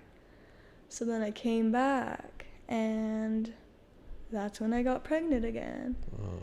And I was like, fuck. I should have known, obviously, this shit's not going to change. Like, what was I thinking? But I was a teenager, you know. You probably also were struggling with leaving religion, which in and of itself, those, you know, the idea that you're leaving the kingdom of God and the chosen people of God is very hard. People don't understand how difficult it is to get past that. Yeah, and the mind fuck it is to, like, you have to leave your entire family behind and your entire old life. Not even just family, friends, high school, everything you've ever known and grew up in, you have to leave behind so you can move on and move to a better future. And it really is like a mind fuck. You're going back and forth, like, I'm never gonna see my high school friends again, I'm never gonna see my parents again, I'm never gonna see my siblings again. So the fact that you have to change your entire life and your entire, like, being yourself, your mind, everything is insanely hard to do. Yeah, it's like you have to take a whole new life that's totally unfamiliar. And that's the thing that's so hard, is leaving everything that's so familiar and just facing a whole new life that's so unfamiliar. And making that final decision is really difficult. You can even step into it and almost do it, but then you start realizing just how unfamiliar it is, and you change your mind. Yeah. So I can totally see why you went back for a while. Yeah, and I remember thinking, like, I'm gonna be alone, I'm gonna be sad, it's gonna suck. But then when I was alone, I was like, this is the most relaxation and clarity I've ever had in my life. Like, I would way rather be in my own energy and be alone than be around so many toxic people who are always trying to control what you do. And I didn't realize that that's how it was going to be until it happened. So I feel like if you're fearing something and you're scared about it, that's what you need to do to take your next steps in life. Yeah, no, I would totally agree. If you fear something, you need to face it. So do you ever Do you ever cry? I need to cry. It's actually something that I picked up from the order. I don't really cry often. So I have this thing. I've talked to my therapist about this many times, but it's hard for me to cry because I was told I shouldn't cry when I was younger. So now that I'm older, when things happen, I don't know how to cry. It's really weird. Sometimes I have to like turn on a sad song or turn on a movie just to get the tears going because it's hard for me to feel emotion and cry. Like I had a mom that passed away in the order, and I didn't even cry or grieve her until 2 years later, until after I left the order and I went to therapy for a minute, and I started crying, and I'm like, I'm finally grieving my mom that passed. Like, I can't believe I was at her funeral. I saw her casket and everything, and I didn't even shed a tear. Like, I was just there. So the fact that I was so numb and I had to numb my emotions to live that lifestyle shows how horrible and negative it is to your mental and physical health. But yeah, that's something I'm still working towards to cry. Do you feel like you feel current emotions in the sense of if something bad happened right now, yeah, it would suck, but do you grasp, like, in the moment what's happening emotionally? So I am able to feel if I allow myself to, but it's hard to allow myself to unless I'm alone. And that's something I've also learned too, is I used to disassociate really bad. If you don't know what that means, it's pretty much just you're there, but you're not there. Like, you're completely numb. So I used to do that really, really well in the order, and I'm able to turn that switch on and off now that I'm out here, and I've grown and I've gone to therapy and I've learned how to cope with my trauma. So I'm able to turn off the switch when I want to talk and explain it, but then I'm able to turn it on when I want to grieve a certain part of that trauma. Yeah. So I've learned how to feel when I want to, but it is still difficult, and it is still something I'm working towards. Yeah. Yeah. So do you do therapy and have found someone that's pretty helpful that way? Yeah, I do therapy, and I feel like they're helpful for like basic human things, if that even makes sense. So like they're helpful with feeling and grieving and like just your basic human natures that we do. Like we feel, we have the senses, we touch, we see, we smell. So they're good with like an average human being, of helping them learn how their body and their emotions work. But they're not good with like trauma, like deep trauma from like a cult, because they don't really understand. They don't know what it's like. Okay. Yeah. Yeah. It seems like when you tell them the story, they're kind of like, oh, I feel so sorry. And you're like, okay, I guess that's it. Yeah. It's like there's nothing they don't know what to do or say, because it's something they've never experienced ever. Right. And they always say, oh, I feel so sorry.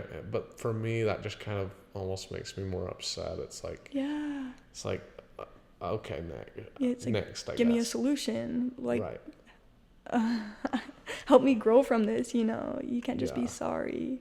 Because, like, we already know it sucks. We already know it's shit. So, like, we're coming to you for advice and help, you know. Exactly. Yeah. Okay. Wow. Well, I need a restroom break. Okay, let's do it. Damn. So, wait, did you know anything about my story before you asked me to be on? I didn't know you were married. Well, I definitely didn't know that about your story. Yeah. That's very interesting. Crazy. Yeah.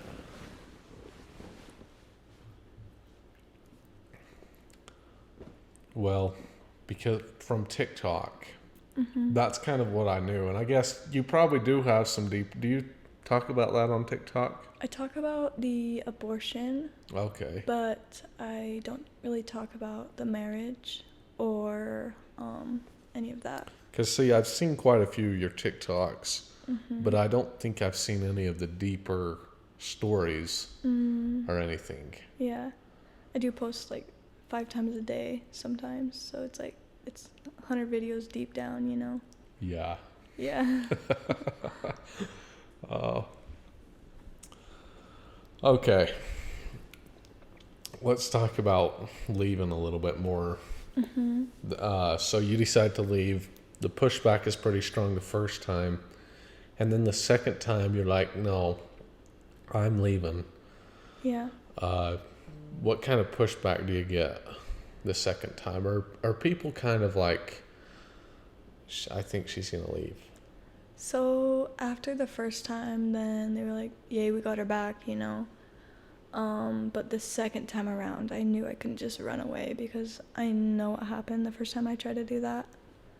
So I was like, I need to just be straight up with my parents. I need to be straight up with my ex. I need to just tell them, like, I'm leaving, you know. So I pretty much just flat out one day said, I'm getting a divorce.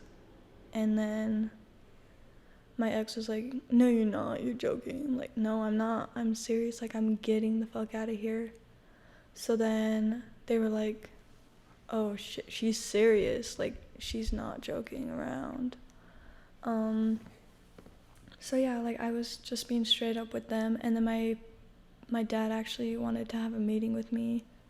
So he and my mom came down in my apartment, and they were just, like, talking to me, like, are you really getting this divorce? Like, is this really what you're gonna decide to do? Like, they were just degrading me. And they were like, you're so dumb for wanting to do this. Like, why would you do this to your future and your son? Like, they were just sitting there trying to make me feel like shit. And I had to sit there and be like, I'm fucking doing it. Like, I don't care what you say anymore. Like, your words mean nothing now. The fact that I've gone through all of this shit and you did nothing about it, like, I don't give a fuck anymore. Sorry, my language is kind of, like, Good. really... Good. Anyway, but it felt so empowering to finally just stand up to these people and just say, like, no, I'm doing what I want to do, and, like, I don't give a shit what anybody says anymore, and I'm going to do what I want to do. So as soon as I did that and I stood up to my dad and I stood up to my ex and everybody around me, I told them no, like, fuck this place. Then that's when they were like, oh, okay, we can't really get her back. She's made up her mind. She's not coming back. We can't change her mind. When they knew their manipulation didn't work anymore, they kind of stopped trying to get me back. They were like, okay, she's not coming back. Did they almost change your mind sometimes? Well, so in the moment, I was like, I have to be strong. I need to do this, even though I'm, like, a teenager at the time, you know? Yeah. So, like, in the moment, I was like, no, I'm doing what I want to do. And then behind, like, when everyone would leave, I was like, should I really do this? Mm-hmm. I don't know, like, what should I do? Like, I was indecisive behind closed doors, but in their face, I was saying, no, I want to do what I want to do. I'm going to do what I want to do. But then, obviously, you had those thoughts that went back and forth often that were like, and I wasn't really scared of going to hell anymore because I was like, I'm basically living in hell, and I was also gonna go to hell if I got an abortion. So apparently I'm already going to hell because I've gotten an abortion, and, like, I'm already living it, you know. So that wasn't really a fear thing anymore because I just realized it was these men just trying to manipulate. My eyes just, I don't know, I just opened my eyes to the things that were actually going on instead of living in this cycle of manipulation that I used to be living in. What was sex initiation like with your dude that was with your ex dude? Oh my gosh. Wait, sorry, what? Go on. I was just thinking, from everything I know about him, I was just curious about this. Was it a movie night on the couch? Was it sort of a fun, time together? Was it more of a forceful deal? What was sex initiation like? So, the thing that's crazy is before I got married to my uncle, then I was talking to my mom and I was like, I don't think I want to marry him until I know him all the way. And she's like, you can't marry him until you have sex with him. No, she said, you can't get to know him all the way until you have intercourse with him. And I'm like, well, what does that have to do with anything? Like, I want to get to know him personally before I have sex with him. Will you pull that mic barely closer? Yeah, is that better? Yeah. So, and then pretty much my mom was like, you can't get to know him until you have intercourse with him.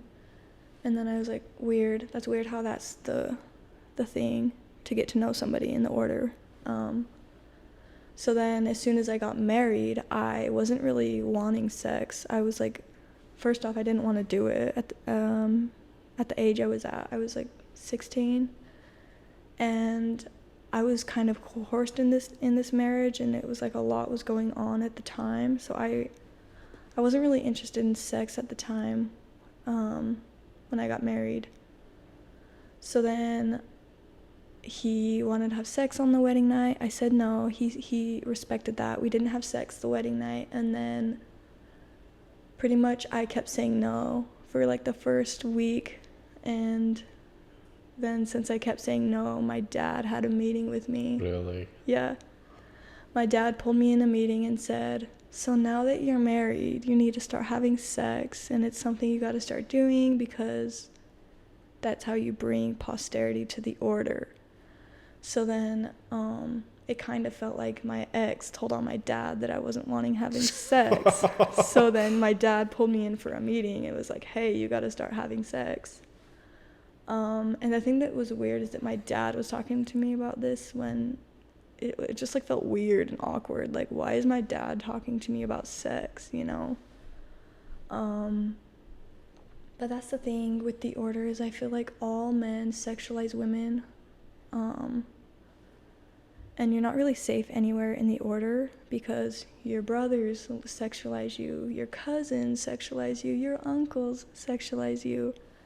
So as a woman, you feel very unsafe. You have no safe space to go if sexual assault does happen or anything in that matter happens, because the women believe the men and the men blame it on the women. So, and then all the men just, no matter where you are, you get sexualized because brothers and sisters marry each other, uncle and niece marry each other. So, like, I don't know, when I hear people out here like, oh, like, I go to my brother for support or I go to my uncle for support, I'm like, holy shit, must be fucking nice. Yeah. Like, Damn. yeah, like it must be nice having a male figure in your life that you feel safe enough around to go for support, you know? But that's the dangerous thing about the order is that no matter where you are, you can be SA'd because they all sexualize you because you could be a choice in marriage one day, you know? Yeah. And it's disgusting. So yeah, pretty much my dad tried to manipulate me into having sex with my uncle after I got married, and then finally the next time he asked, I said sure, let's do it. So that's how that went down, and then I got pregnant and I was like, fuck. Yeah.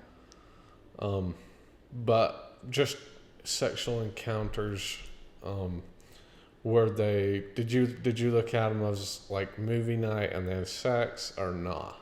So, a lot of the sex in the order was forced with my ex because I started hating him. Like, I was like, no, get out of my house, leave. Like, why are you going and fucking your other wife and coming home and trying to fuck me? Like, that's disgusting. Like, I did not like the idea of that. So then it was forced. Anytime I didn't want to have it, he would be like, okay, I don't give a fuck. Like, let's try to get you pregnant, you know? So that's how those other 2 pregnancies came to be. So, yeah, it was a very negative environment for sure. Yeah. Yeah, that's what I was curious about because, I don't know, I just think of that dude as such an arrogant 19-year-old. No, he was an asshole. He thought he was entitled to sex. And the thing that was funny is that they teach you that once you're married in the order, then you are now your husband's property. and you don't have your own rights. So pretty much there's no such thing as rape when you're married because you're now his property. And that was the reason I ran away, was because I was going to my family, I was going to my mom, I was going to my sisters, I was going to everybody around me saying, hey, this is happening and I'm not okay with it. And they were all like, you have to be okay with it. He owns you now. This is your life and this is the way you have to live. And I was like, no, this is not the way I have to live. I'm going to change my life. I'm going to get out of this fucked up situation. So then I left, and then I came back, and then I got pregnant again, and then I got an abortion, and then I finally said, fuck this place, you know, and then I dipped. You dipped. Yeah. Yeah. Fuck yeah. Okay, so. Dipped. It's a good way to put it. Okay, so. Yeah, you gotta laugh so you don't I cry. know. Got a little bit of a laugh in me here. That's funny. When you leave, how hard is it to figure things out? Financially, emotionally, like what's going on?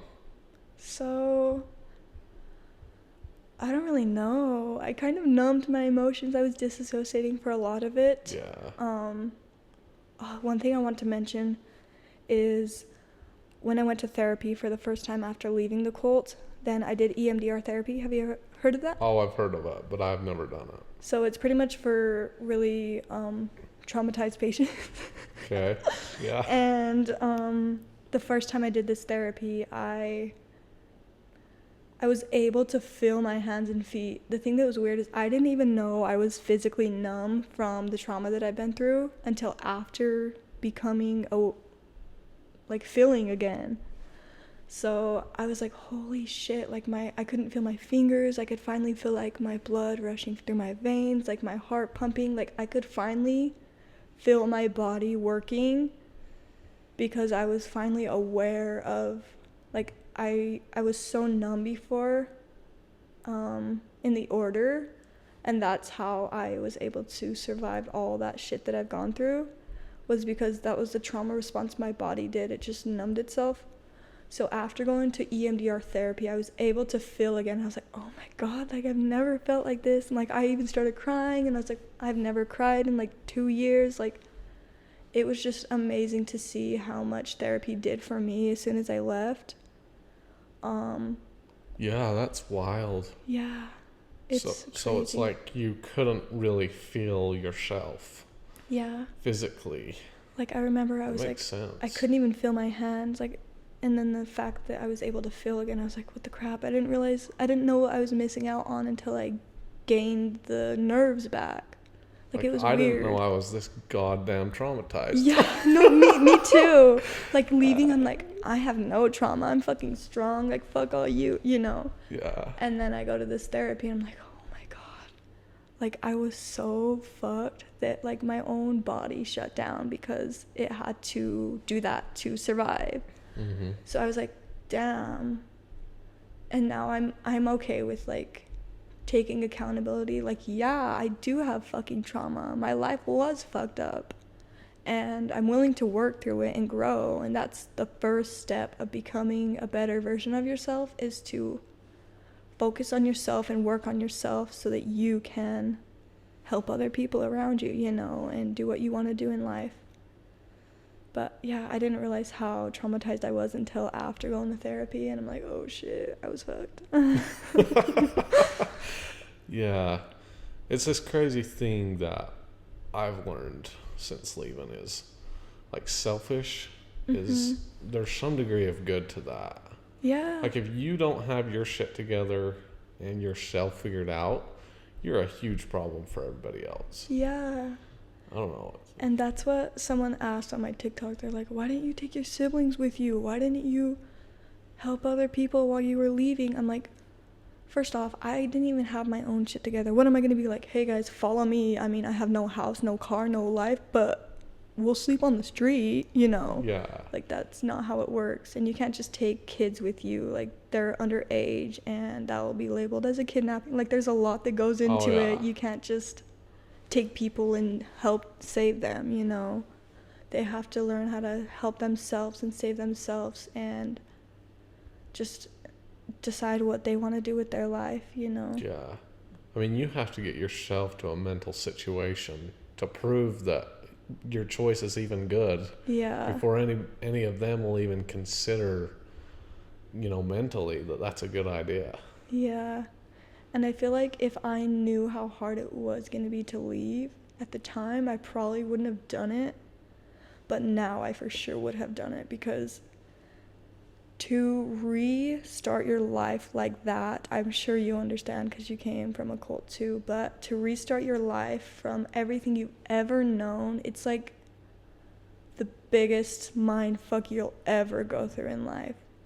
Because not only are you getting a new house, getting a new car, getting a new life, you have to reset your brain. You have to rewire your brain from what you thought was right and what you were taught growing up from day one. You have to change your mindset now to something different, what you think is right now. Yeah, do you ever sit there and just be like once in a while I'll go back to when I was young and I'll remember the life I was living. It's almost like I'm there. And then I all of a sudden like come to and I'm like, I fucking don't believe we're real.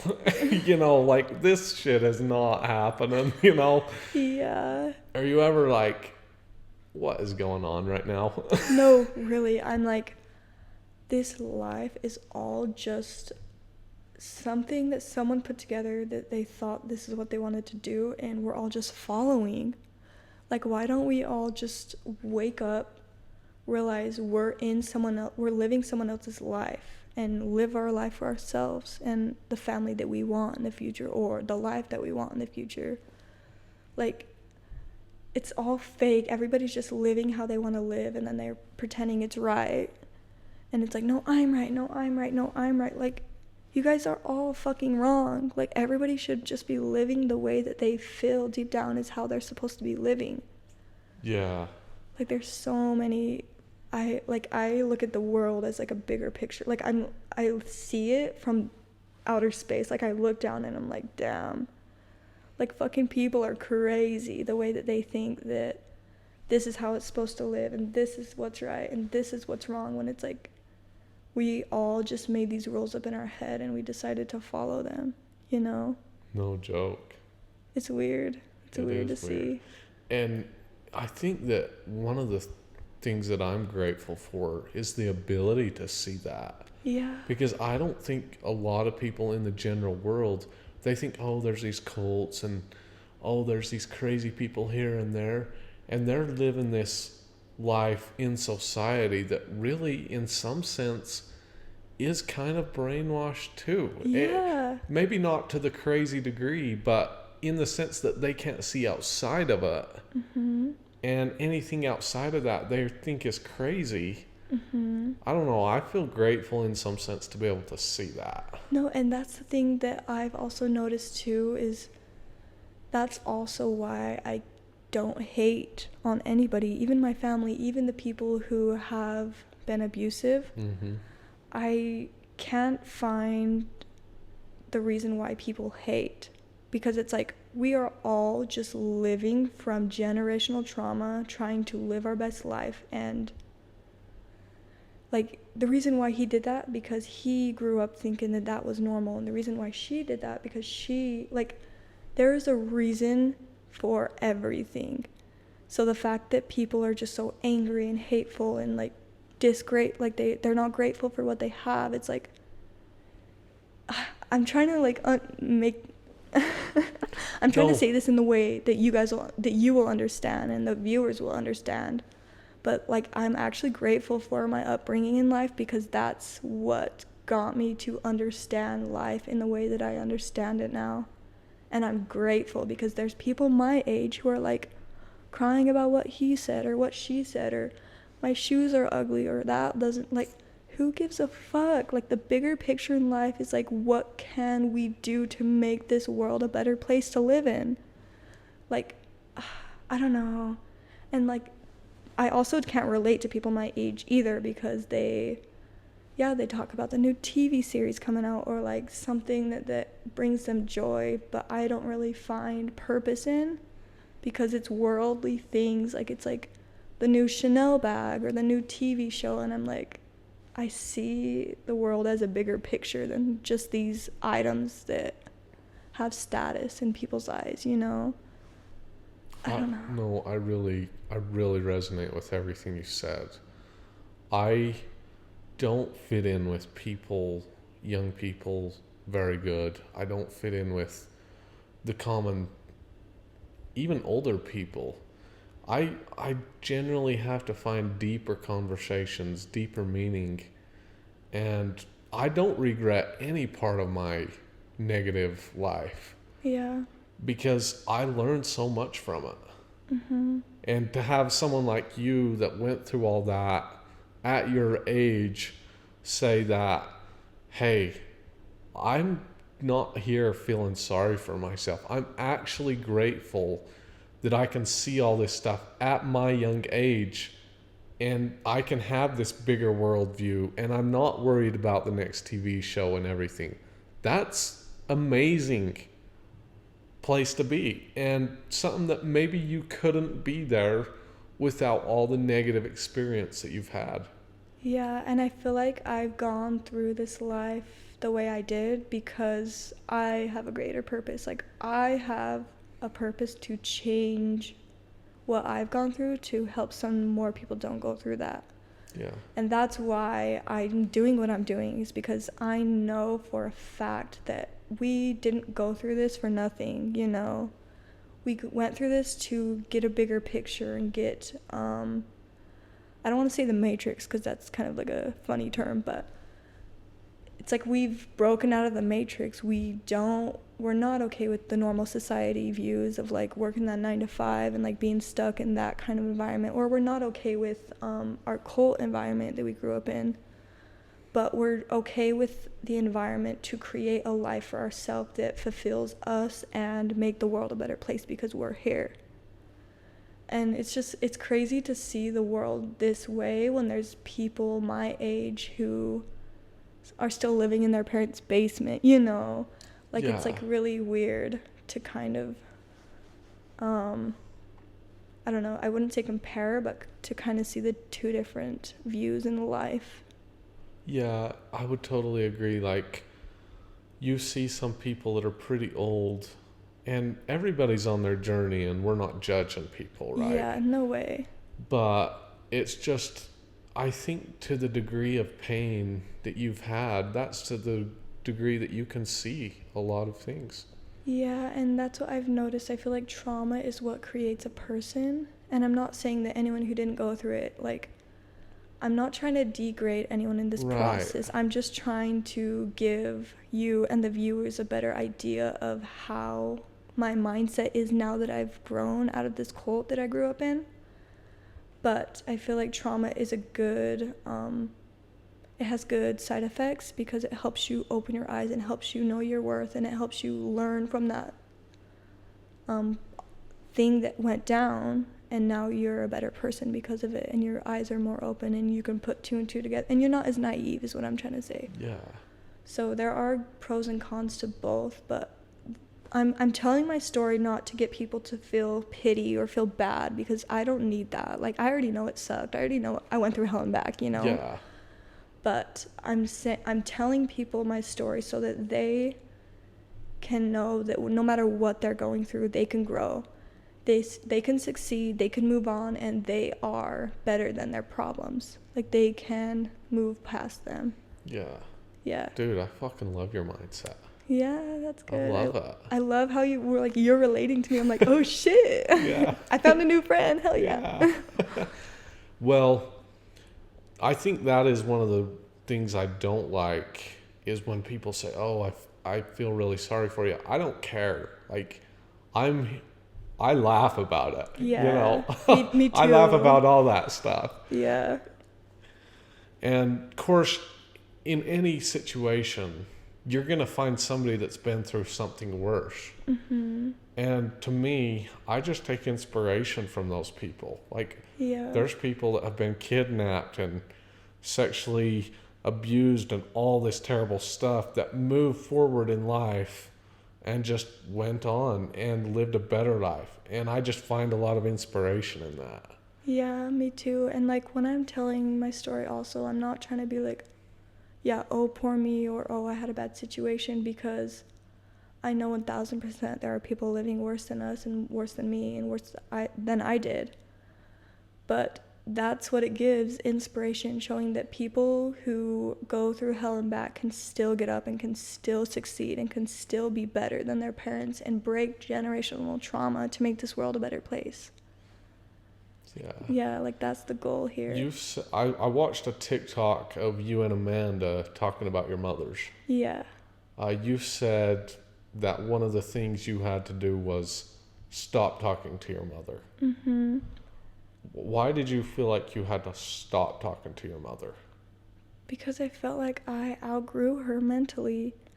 So just imagine this, you're with a toxic ex and they're like, don't go to the gym, like I want to stay home, I want to watch TV, I want to go out to eat. Like they're not in this lifestyle that you want to be in. And every time you're trying to better yourself, they're like, no, why would you do that? Like that's dumb. So if you're always around people who are bringing you down, saying negative things about you, talking down on you like you're the worst person that ever to exist, then you're gonna start believing it, because the environment you're in is the way that you're going to grow. So that's why I think my mom is still in that mindset, because she's still in the environment that's bringing her down. She's still with a toxic ex. She's still with my dad, and she's still around people who tell her she's not enough, tell her job is to pay the bills and create these kids, and this is her job as a woman to live this way. So she's gonna stay in that cycle of living that, if that's what she's gonna do. But if I step out of that cycle and decide I'm gonna work on myself so I can help people around me, and then I'm going to succeed and I'm going to make this world a better place. We don't have the same goals anymore. Like anytime I'm gonna be like, hey mom, I'm gonna start a business, she's gonna say you're crazy. Anytime I say, hey mom, I'm dating this guy, I'm trying to learn like how the dating world is, she's gonna say you're stupid, you're crazy for that. So I've decided that I'm gonna cut people out of my life who aren't bettering me, like who aren't lifting me up, who aren't there for my best interest, people who are gonna talk negative about me. And the fact that my mom said, like, I will only love you if you stop hurting me and our family. I was like, okay, first off, our family, you don't even see me as part of the family anymore. You probably took me off of all the family pictures. Like, there's no way you see it as our family anymore with the way you guys treat people that leave. So I kind of feel like I'm talking to a teenager when I talk to my mom, because she's just so stuck in that mindset and she doesn't know how to grow from that. Yeah, and I think it's hard to explain to people how difficult it is with those people in your life, how difficult it is to pull up. Mm-hmm. Like the energy, whenever you're there, there's always a reason why you can't do what you're trying to do. Yeah. And they can't see outside of that. And no matter what you do, you're carrying this heavy weight of someone that consistently everything they do around you is in a belief that you can't do this because this is how their life's been so long. And it's like it's not even their fault totally. Mm-hmm. It's just the mindset that they're in for that long period of time makes it impossible to change. And the only way is for you to leave and change yourself. Yeah, and it's kind of like, I'm trying to explain it in a way that the viewers will understand. But I think that's a pretty good understanding. Like, if you're always around people who are negative, you're going to become the fifth negative. So, like, there's a saying I read one time where it said, if you're around 4 negative people, you're going to be the 5th negative person. If you're around 4 poor people, you're going to be the 5th poor person. But if you're around 4 like-minded people, you're going to be the 5th like-minded person. And if you're around 4 rich people, you're going to be the 5th rich person. So it really is just who you surround yourself with and the kind of environment and energy you want around yourself. Because if you're in this high vibration energy where you're like, you're conquering the world, you're taking this, you're doing that, you're completing and accomplishing all these goals you wanted to accomplish, then if you come home and your significant other or like your family, they congratulate you like, good job, like I'm so excited to see what you're gonna do tomorrow, then you're gonna be like, hell yeah, like I'm doing this for a greater purpose. But if you're doing this, living on this high vibration life, you're doing these great things, and then you come home to a negative environment, it's like, why would you do that? Like, you're dumb for trying to think that that's okay. Then you're gonna be like, oh, like you're gonna quiet yourself, you're gonna feel your vibration's gonna get lower, you're gonna be like, oh, you're right, like maybe I should rethink my decision.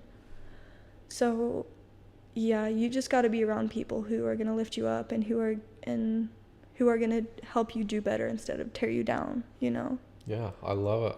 I love the mindset. What do you see the future of the Kingston looking like? The Kingston Group. Does this group continue to grow?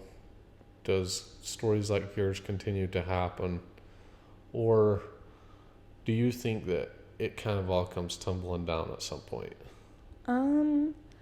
With the rate that they're moving, I think it's gonna go downhill in the future for sure, because they don't believe in letting people join, and then they also believe in all that incest shit. So the fact that everybody's grandpa and grandma's the same and there's like 20 generations and 50,000 years from now, that's gonna be like, people are gonna start to become infertile because of the incestuous conduct that's going on in there. So I feel like even if they were living this exact lifestyle that they're living right now, it's going to go downhill in 100 years from now. But if they change and things change and people decide to open their mindsets and decide to become more like the 21st century and allow people to join and all this stuff, then I think it could do better. But I don't really know. My mindset is on me now, not the order. And just Yeah. Yeah. No, that's good. What are your general thoughts on religion?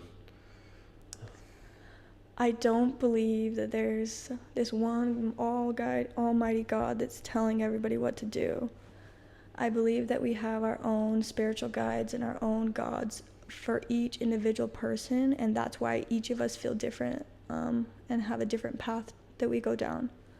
So like some of us are like, my path is to change the world, and then some of us are like, my path is to invent the next car, and some of us are like, my path is to have a family. So that's kind of why I believe that way, is because everybody has different callings and their energies take them in different paths, and I feel like there's not any religion is not right, I don't think, because they're all just going off of what a human being is wanting them to do. Like, yeah, they may quote the Bible and shit, but like they're not following the Bible completely, and the Bible was also written by a man. I know it was translated by God, but it was still written by a man. So the fact that mankind has translated the Bible through their mind means that they made it mankind. Like do you know how I told you that scenario of like, if one thing happens and 20 people saw the story and they all have different stories because they told it how they interpreted it? So that's why I'm saying, with the man who wrote the Bible, he's still a man. He still interpreted it in his own ways because he's a man. That's what humans do. So I don't really think anything on this earth is something that we have to follow and we have to do it this way and this is the right way and this is the wrong way. I think we are all called to do something different, and all of it is beautiful in its own way. Yeah. I think my biggest problem with religion, fundamentally, with every religion I've seen, is that they limit a human's potential to be who they truly could be, to experience the energy that they could experience. And for some people, that religion may bring them up to a better place from like a dark place they were in, and I'm okay with that. But for everything I've seen, it's like whenever one human puts a limits on another human's energy, kind of, and says, you can only do this is your limits. I feel like there's something fundamentally evil about that. Yeah. And I like to see people who can truly live to the full potential and person they can be. And I love the word energy. I believe in energy. You can feel people's energy. You can be taken down by negative energy. And that's my biggest problem with religion in the modern era. Yeah, I think that's the goal of religion, though. The goal of religion is to control and to deceive and to manipulate to get what they want. So that's why I don't believe in any religion, and I don't think any of them are right, because they limit someone's potential, and they limit these high vibrational energy people to be down on their level because they're insecure about something or they want something different, you know. So that's a big problem with religion, and I see it as a control tactic. I don't see it as something good. But if people are happy in religion, go for it. Like, you do you. I'm not sitting here telling you what to do, you know. Right. But if you find fulfillment in that, then maybe that is your purpose. Maybe your purpose is to study the Bible and know the ins and the outs of the Bible and pass away, and that was your goal of this life, was to be in that environment. So I'm not saying one is better than the other, and I'm not saying that, like, oh, this person's better, this person's worse. I'm just saying that everybody has a path, and if you're sitting there trying to control somebody who doesn't want to follow your path, stop it. Like, let them be themselves. Let them follow their path, because they have a different one than you if it's different than you, you know? Yeah. Yeah, I love it. Well, is there anything you feel like that was important that we skipped over? I think we talked about everything. Yeah. Okay, guys. Where can people find your TikTok? So my TikTok is on TikTok. It's called Cathrine Nichols, Kathrine .Nichols, Nichols, and yeah, just TikTok. And then your Instagram or anything else you want to? Yeah, so my Instagram is just my modeling portfolio, so I'm open to agencies. I'm just kidding. Yeah. Anyway, and then I'm trying to get into the YouTube era a little more, but we're still working on that. So you could just look up my name on any platform and you should find my name. Okay, Yeah. awesome. Is there anything you feel like you need to say before we're done? I actually want to just tell people that you can do anything you put your mind to. You really can. Like, if you want to become the next president of the United States, you can do that. Like, anything you put your mind to, you can do. I wouldn't let people limit your beliefs and your ability to create the life you want to create for yourself. Yeah, I love it. Yeah. Well, thanks guys for watching. Yeah. If you want us, maybe we'll do another part 2 of my podcast. Part 2, or another collab sometime. Yeah. Thanks guys for watching. Like and subscribe.